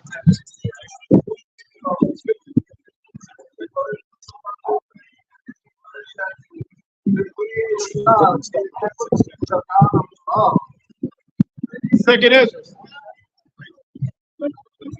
2nd Ezra chapter 15 and verse 16. For there shall be sedition among men, and invading one another. They shall not regard their kings nor princes, and the course of their actions shall stand in their power. A man shall desire to go into a city, and shall not be able. For because of their pride, the city shall be troubled, the houses shall be destroyed, and men shall be afraid. There it is, man. He said, a man shall have no pity upon his neighbor. That means ain't no way you can say, don't do it. They go do it. They coming in your house with guns. Prophecy. Understand this. Every man's hand against his neighbor because of something. He's going to tell you. They're going to come into your house with a modern day sword with guns. When George Floyd happened, I think we got 400% more guns. So everybody's strapped here in America. I mean, it was one holiday they had, 4th of July. Man, it sounded like World War III. It was so much noise. I'm like, whoa, they got so, I mean, what is this? You know, neighbors. It sounds like a warfare. So, people are ready. Everybody ready. Because the Most High says it's going to happen. It's going to happen. They're going to come into your house with modern day sword guns. He said, man, going to be afraid. Men going to be afraid this time. We are. Verse 19. A man shall have no pity upon his neighbor, but shall destroy their houses with the sword and spoil their goods. Robbing everything you have if you're in the spirit with the Most High. He said they're going to come in your house with guns, modern day swords and guns, and they're going to be robbing people. Read. Because of the lack of bread. Because of what? The lack of bread. That's famine. That's food shortage. For the lack of bread. Bread costs what? You get a bread, loaf of bread for 99 cents. $1 and something. Ain't going to be no bread. Ain't going to be no food. Read. I mean, look at the 99 cent store. Where they at? Gone. Gone. You gonna see stores empty. The scripture says stores gonna be empty. The farmers ain't gonna have no crops to grow. Most are gonna send hell and destroy their crops and so forth. So what you gonna do when it comes for you? When this affects you, you gotta know, you gotta be ready, man. You gotta come back to the Most High. This law, statute, commandments of having faith in Him, or you're gonna suffer the consequences of what's written. And for great tribulation. Great tribulation, man. Get that in Matthew 24. And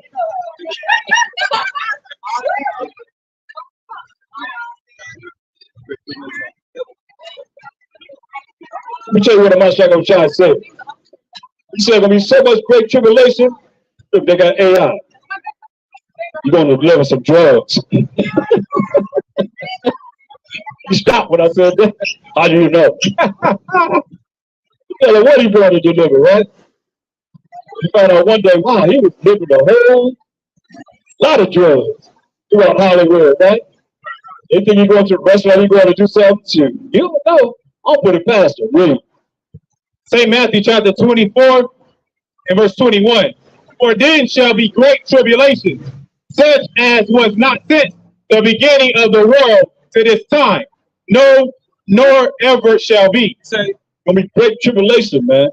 Like you said, food shortage, famine, and tribulation, great tribulation, man. So my shop is telling you, there's gonna be great tribulation like it's never been in this world, man. He said, what? Read verse 22.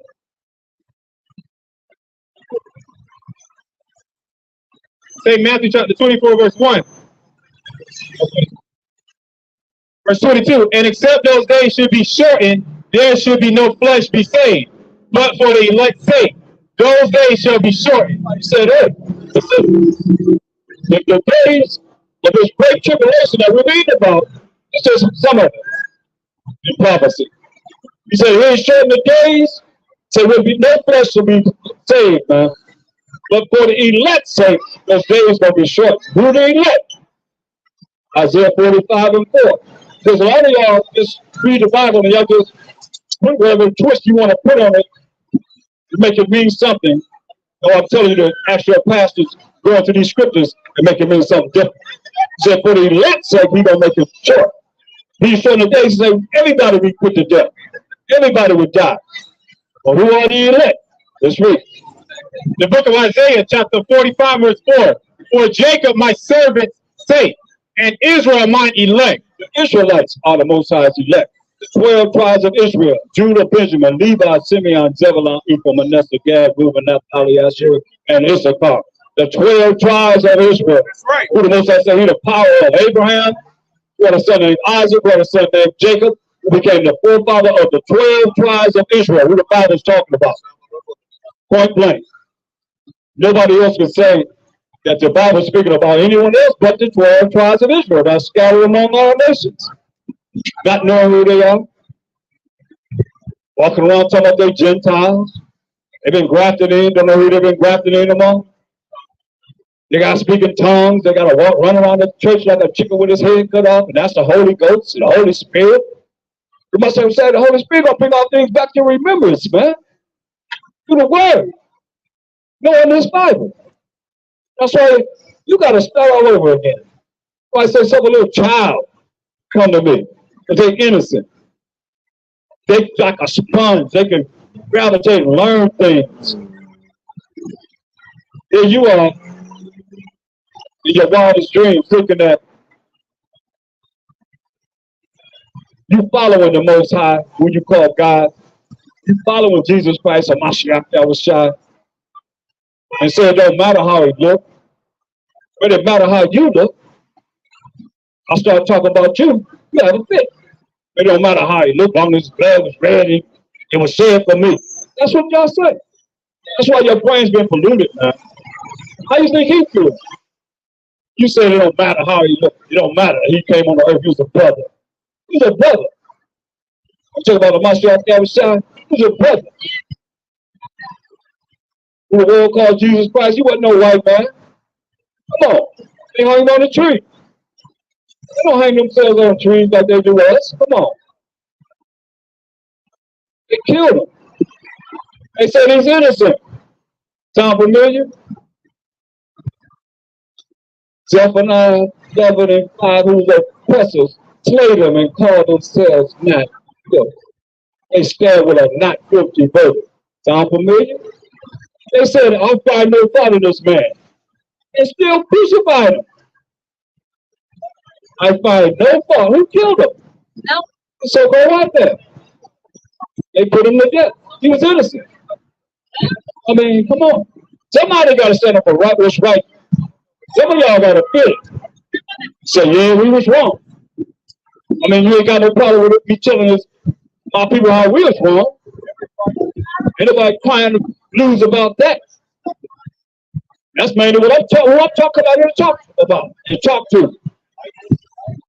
Y'all just spinning a good crazy because everybody looking for y'all to be saved. What about the white man? What about y'all? What about the white Eskimo? I ain't thought about them, right? What about the white Korean? What about the white Japanese? Huh? You ain't thought about that, huh? Just the Caucasian. And that's the sad thing, man.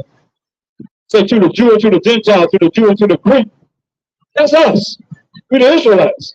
But y'all don't know that because everybody been lied to. You know? And you should feel something for what has been done on this earth, man. If not, then you better enjoy it because the judgment is coming. You read about it.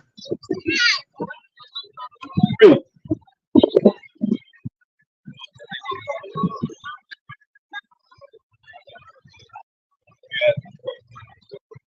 Isaiah 45 and 4. This the elect. For Jacob, my servant's sake, and Israel, mine elect. Right, Israel, mine elect.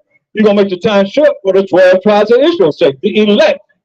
That's the 1/3 of the 12 tribes of Israel. Get that 1/3 and the 2/3. So he only looking out for that 1/3, man. He knows 2/3 of you. He gonna do what you do and be wicked and evil. And what? And Satan. Yes, you got your fingers up. And Satan. Read. Book of Zechariah, chapter 13, verse 8. And it shall come to pass that in all the land, saith the Most High, 2 parts therein shall be cut off in 2 parts. That's 2/3. 2/3 therein shall be cut off, read, And die. and die. He gonna kill 2/3 of our people, the 12 tribes of Israel. Read. But the third shall be left therein. Third, that's 1/3 shall be left therein. Come on. And I will bring the third part through the fire, Bring the third part through the fire. See? and will refine them as silver as refined, Refine us as silver as refined. Come on. and will try them as gold is tried. Try them as gold is tried, man. That's the 1/3.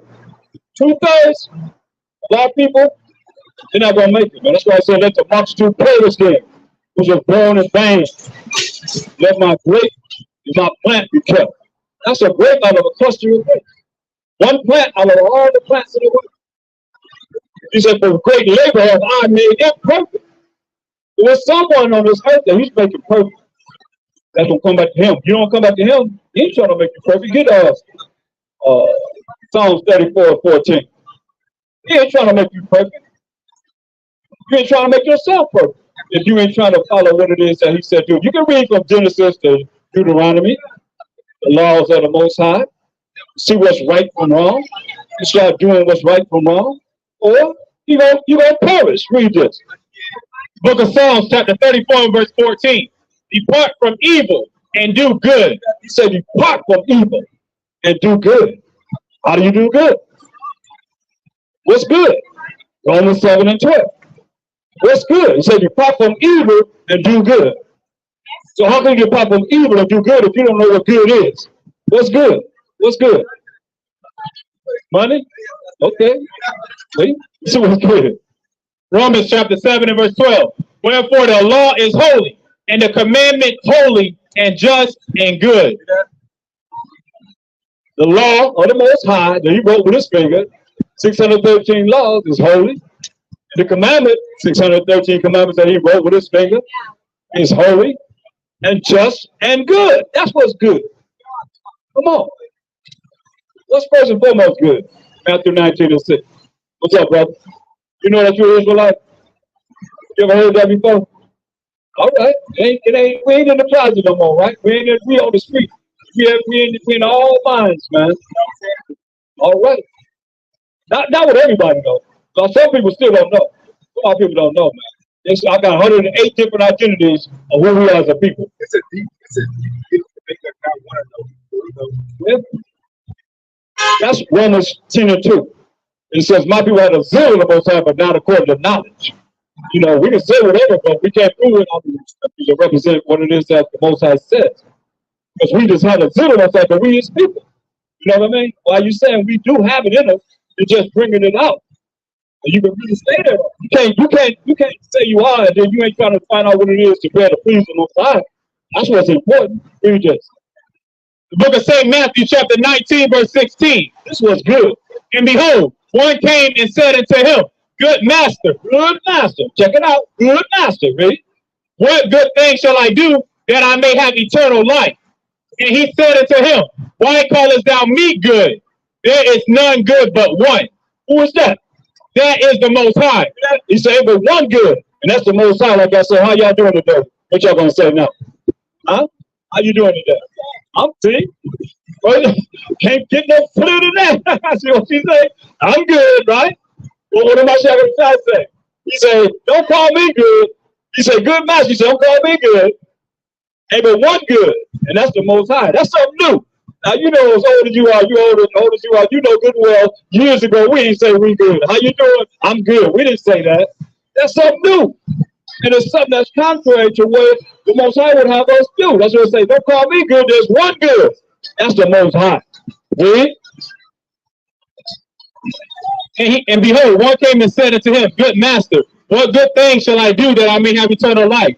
And he said unto him, Why callest thou me good? There is none good but one.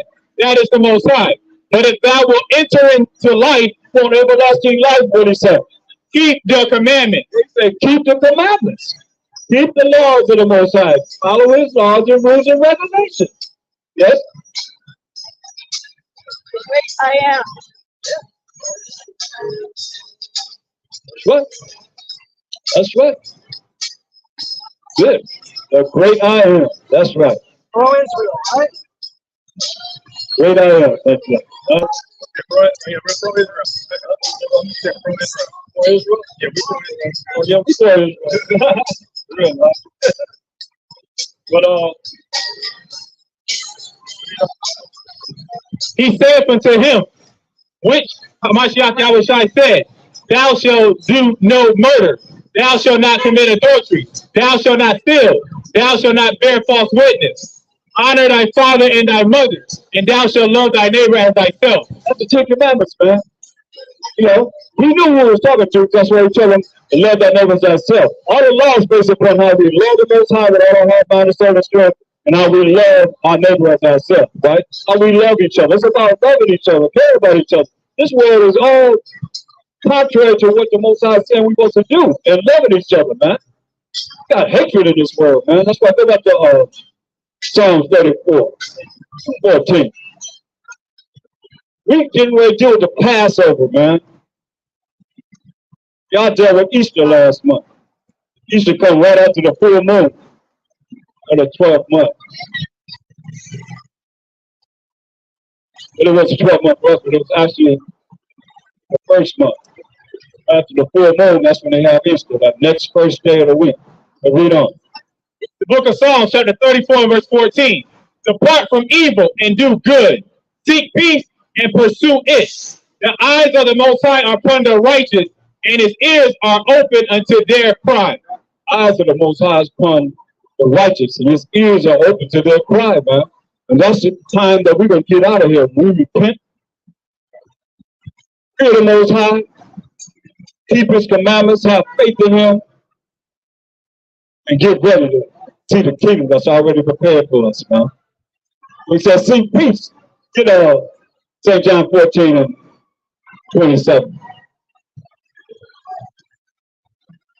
Very important, man. It says, seek peace. You're not gonna get peace, man, unless you come back to the Most High.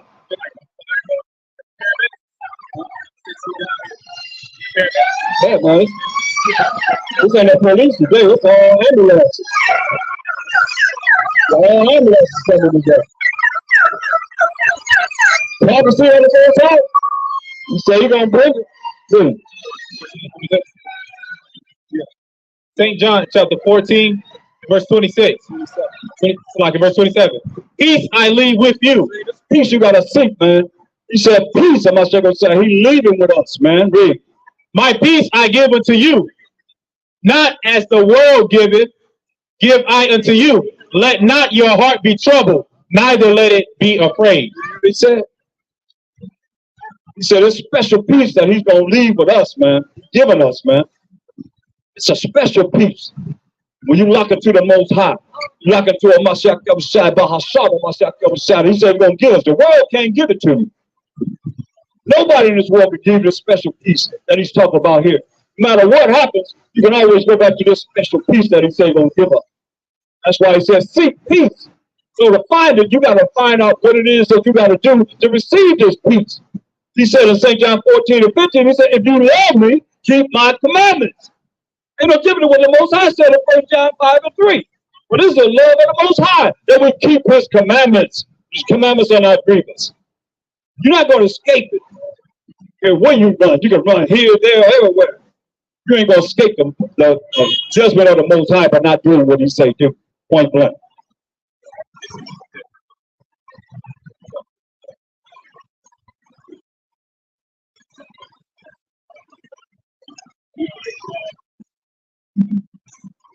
Psalms chapter 34, verse 14. Depart from evil and do good. Seek peace and pursue it. The eyes of the Most High are upon the righteous. Eyes of the Most High upon the righteous. Who will be the righteous? Who y'all think the righteous are? Anybody know who the righteous are? Who will be the righteous? Y'all know? Deuteronomy 6:25. Who will be the righteous? Anybody know who would be the righteous? Let's define righteous then. Deuteronomy 6:25. The book of Deuteronomy chapter 6 and verse 25. And it shall be our righteousness if we observe to do all these commandments before the Most High our power, as he hath commanded us. To be righteous, you got to keep the commandments of the Most High. Contrary to what the preachers are saying. Here go another evidence. I mean, y'all understand, man. Woo. Going another way. They ain't going the same way they was going. They going another way. Somebody do the ambulance right across the street. All day long, man. Used to be police coming back and forth. Sirens. This is ambulance all day long. Right. Coming back and forth, coming this way, going that way, going that way, going this way. Oh yeah, this is the Most High day. This is Sabbath. And it's near the Passover. See what I'm saying? So these are the things that happen during this time. Satan, he don't want everybody to come back to the Most High and represent a Mashiach that was sad. Where he fit in that? He don't fit in. Because it's about him. Yeah. You see what I'm saying? It's about him. The Most High. Mashiach that was sad. They don't want you to come back to the Most High. What do you got to do with that? He ain't got nothing to do with it. Read on. Book of Psalms chapter 34 verse 17. The righteous cry, and the Most High heareth, and delivereth them out of all their trouble. The righteous cry. We only got one more time to cry. One more period of time right now to cry. And the Most High will deliver us out of all our trouble, man. We ain't gonna have trouble no more because we got next forever and ever and ever and ever and ever. We're gonna deliver the 12 tribes of Israel one day, like you just said. That's why it behooves you to come back to his moral laws, civil laws, dietary laws, and ceremonial laws, and have faith in him, believe in him, and trust in him. He only hope. He said the one for the elect say, with no flesh be saved on this earth for the great tribulation that's going to be on this earth. Play around with the Most High if you want to. Wait till he visit you, and you're going to find out who is real. Because if he's real or he memorex, you're going to find out that he is truly real. And if all your wickedness that you're doing, you'll come out and repent, he's going to put you to death. That's what we've been talking about all day long. Read. The Most High is nigh unto them that are of a broken heart, and saveth such as be of a contrite spirit. Can't be as such.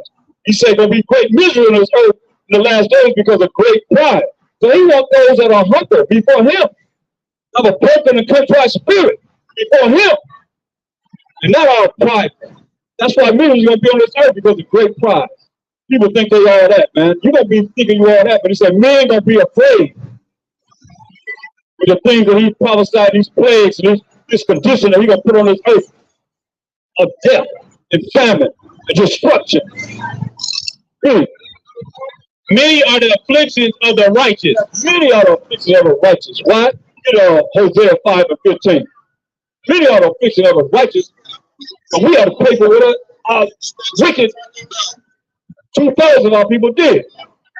The book of Hosea, chapter 5, verse 15.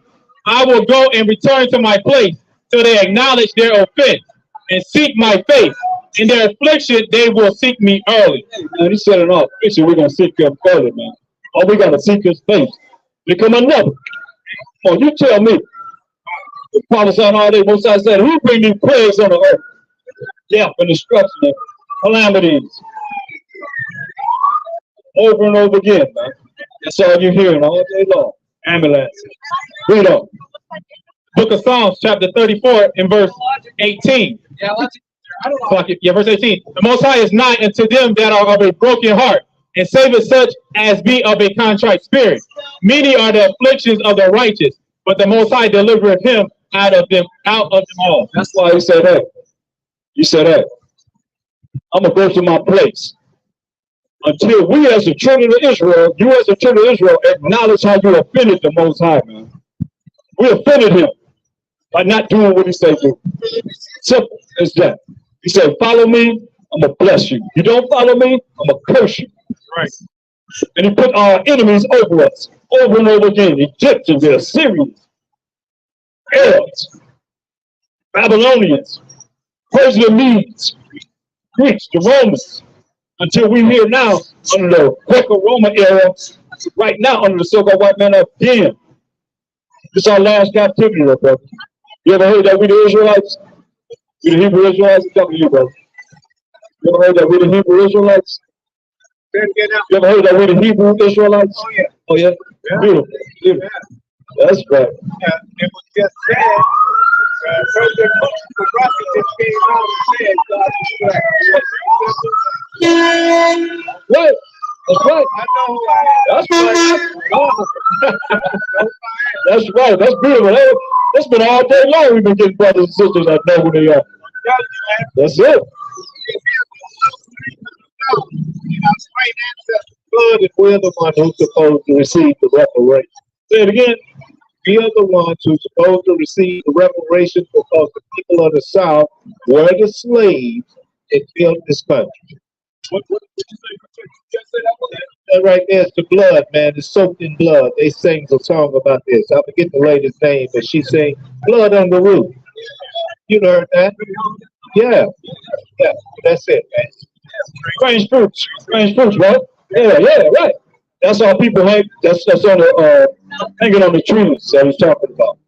You know, I remember growing up in the Jet magazine. They had us hanging on trees every month. Somebody was hanging on the tree every month, right? I mean, this is what was happening. That was celebrity. Make it into the Jet magazine. Many of us was hung on trees. They're still hanging us on trees to this day, man. Read on. Many are the afflictions of the righteous, but the Most High delivereth him out of them all. The Most High gonna deliver us out of them all, man.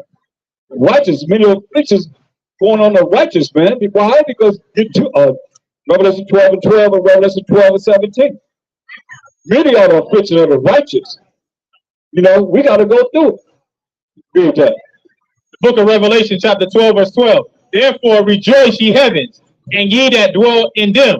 Woe to the inhabitants of the earth and of the sea, for the devil is come down unto you, having great wrath, because he knoweth that he hath but a short time. The devil coming down upon all them on the earth because you know that he has a short time. So who's coming down upon him? Who is the devil coming down upon him? That's why no matter what you see in the world, it still comes back to us. Why? Because the devil says this, read. Verse 17. And the dragon was wroth with the woman. The devil, the serpent, the beast, read, Satan, the devil. And went to make war with the remnant of her seed. Remnant is the 1/3 of the 12 tribes of Israel that we just read about. It's like a bring us through the fire, which is his word, right? Which keep the commandments of the Most High. You everybody keep the commandments of the Most High? They tell you in the church you got to keep the laws of the Most High? They tell you in the church you got to keep the commandments of the Most High? I don't think so. So we coming out on those that keep the commandments of the Most High, right? And have the testimony of Hamashiach Yahushua. Testimony of Hamashiach Yahushua. So we got one way, and that's the only one way. Hamashiach Yahushua say, I am the way. Show you how to follow the truth, which is the Most High's laws and commandments, that's going to lead to everlasting life, man. Say, no man coming to the Father but by him. And ain't no New Testament when he said this. There's only the law and the prophets. That's all they went by was the law and the prophets. Period. That's why David said in Psalms 110:1, the Most High said, it's of my power. Sit thee on my right hand until I make thy enemies thy footstool. That's what's going on. And we're going to leave you with this. Get 1 Corinthians 15:24. Because the judgment is coming. You know, you heard a little bit about the judgment today. But listen what happened. What's going to happen. The book of 1 Corinthians chapter 15 verse 24.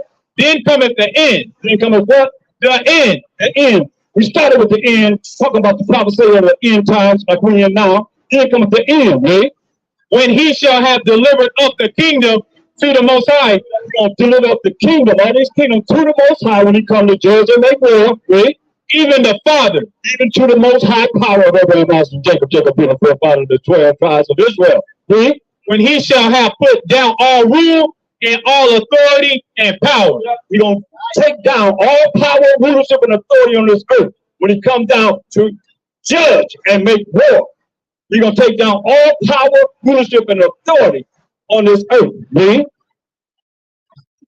For he must reign till he have put all enemies under his feet. He's going to reign for 1,000 years till he put all the enemies under his feet. Come on. Like David said, King David said, Moses said, it's in my power. Mashiach Yahushua, sit thee on my right hand until I make your enemies thy footstool. So Mashiach Yahushua going to reign for 1,000 years until he put all the enemies of the Most High and the Mashiach Yahushua that's talked about as nations in Psalms the 83rd chapter. As nations. He's going to put them all under his feet. Really. The last enemy that shall be destroyed is death. No more death. Last enemy that's going to be destroyed is death. That's why it behooves everybody to really try their best, man, to try and come back. You can read from Genesis to Deuteronomy. Come on. The laws are within those passages, man, those chapters, to be able to come back to the Most High. That's all we out here to tell you, man. If you don't come back to him, all day long, he said, well, I'm going to kill you. I'm going to put you to death. Simple as that. Do what I say do, or I'm going to kill you. Point blank, that's what he's telling us over and over again. Ain't no more captivity. Now it's going to be about death. Period. We ain't going to captivity no more. He's not taking us into captivity no more. It's about death. And that death is a special death. We said the worms never die, the fires never quench. That's judgment, man. Really. For he hath put all things under his feet. But when he saith all things are put under him, it is manifest that he is accepted. It says, when he said all things are put under him, like King David said, sit thee on my right hand until I make thine enemies thy footstool. And when it's manifest that all things, all nations are put under him, all powers and authority on this earth is brought down, and everything is put under him, really? It is manifest that he is accepted, which did put all things under him. It will manifest that the Most High power of Abraham, Isaac, and Jacob, Jacob being the forefather of the 12 tribes of Israel, is to be manifest that the Most High is accepted. He's not going to be no Mother Nature. He ain't going to be no global warming. He ain't going to be no El Nino, La Nina, any of that anymore. When you see earthquakes, you see all the things that's happening on this earth, it's from the Most High. So you're going to be visiting the Most High. You understand it as him. He's going to be accepted. From that point on, me. And when all things shall be subdued unto him, all things will be subdued unto the Most High. Then shall the Son also himself be subject unto him that put all things under him. Once Hamashiach Yahushua ruled for 1,000 years, put everything in order, then it's going to be manifest that we going to have to bow down. Like we got to bow down to the Most High. It's going to be manifest that he's going to be accepted then. Read. That the Most High may be all in all. This is all about. Point blank. No more or no less. That the Most High can be what? All in all. That the Most High power of Abraham will be all in all. That's it. You accept that? Hey. That's what he's been saying all day long. I heard it. You're the spirit of the Most High.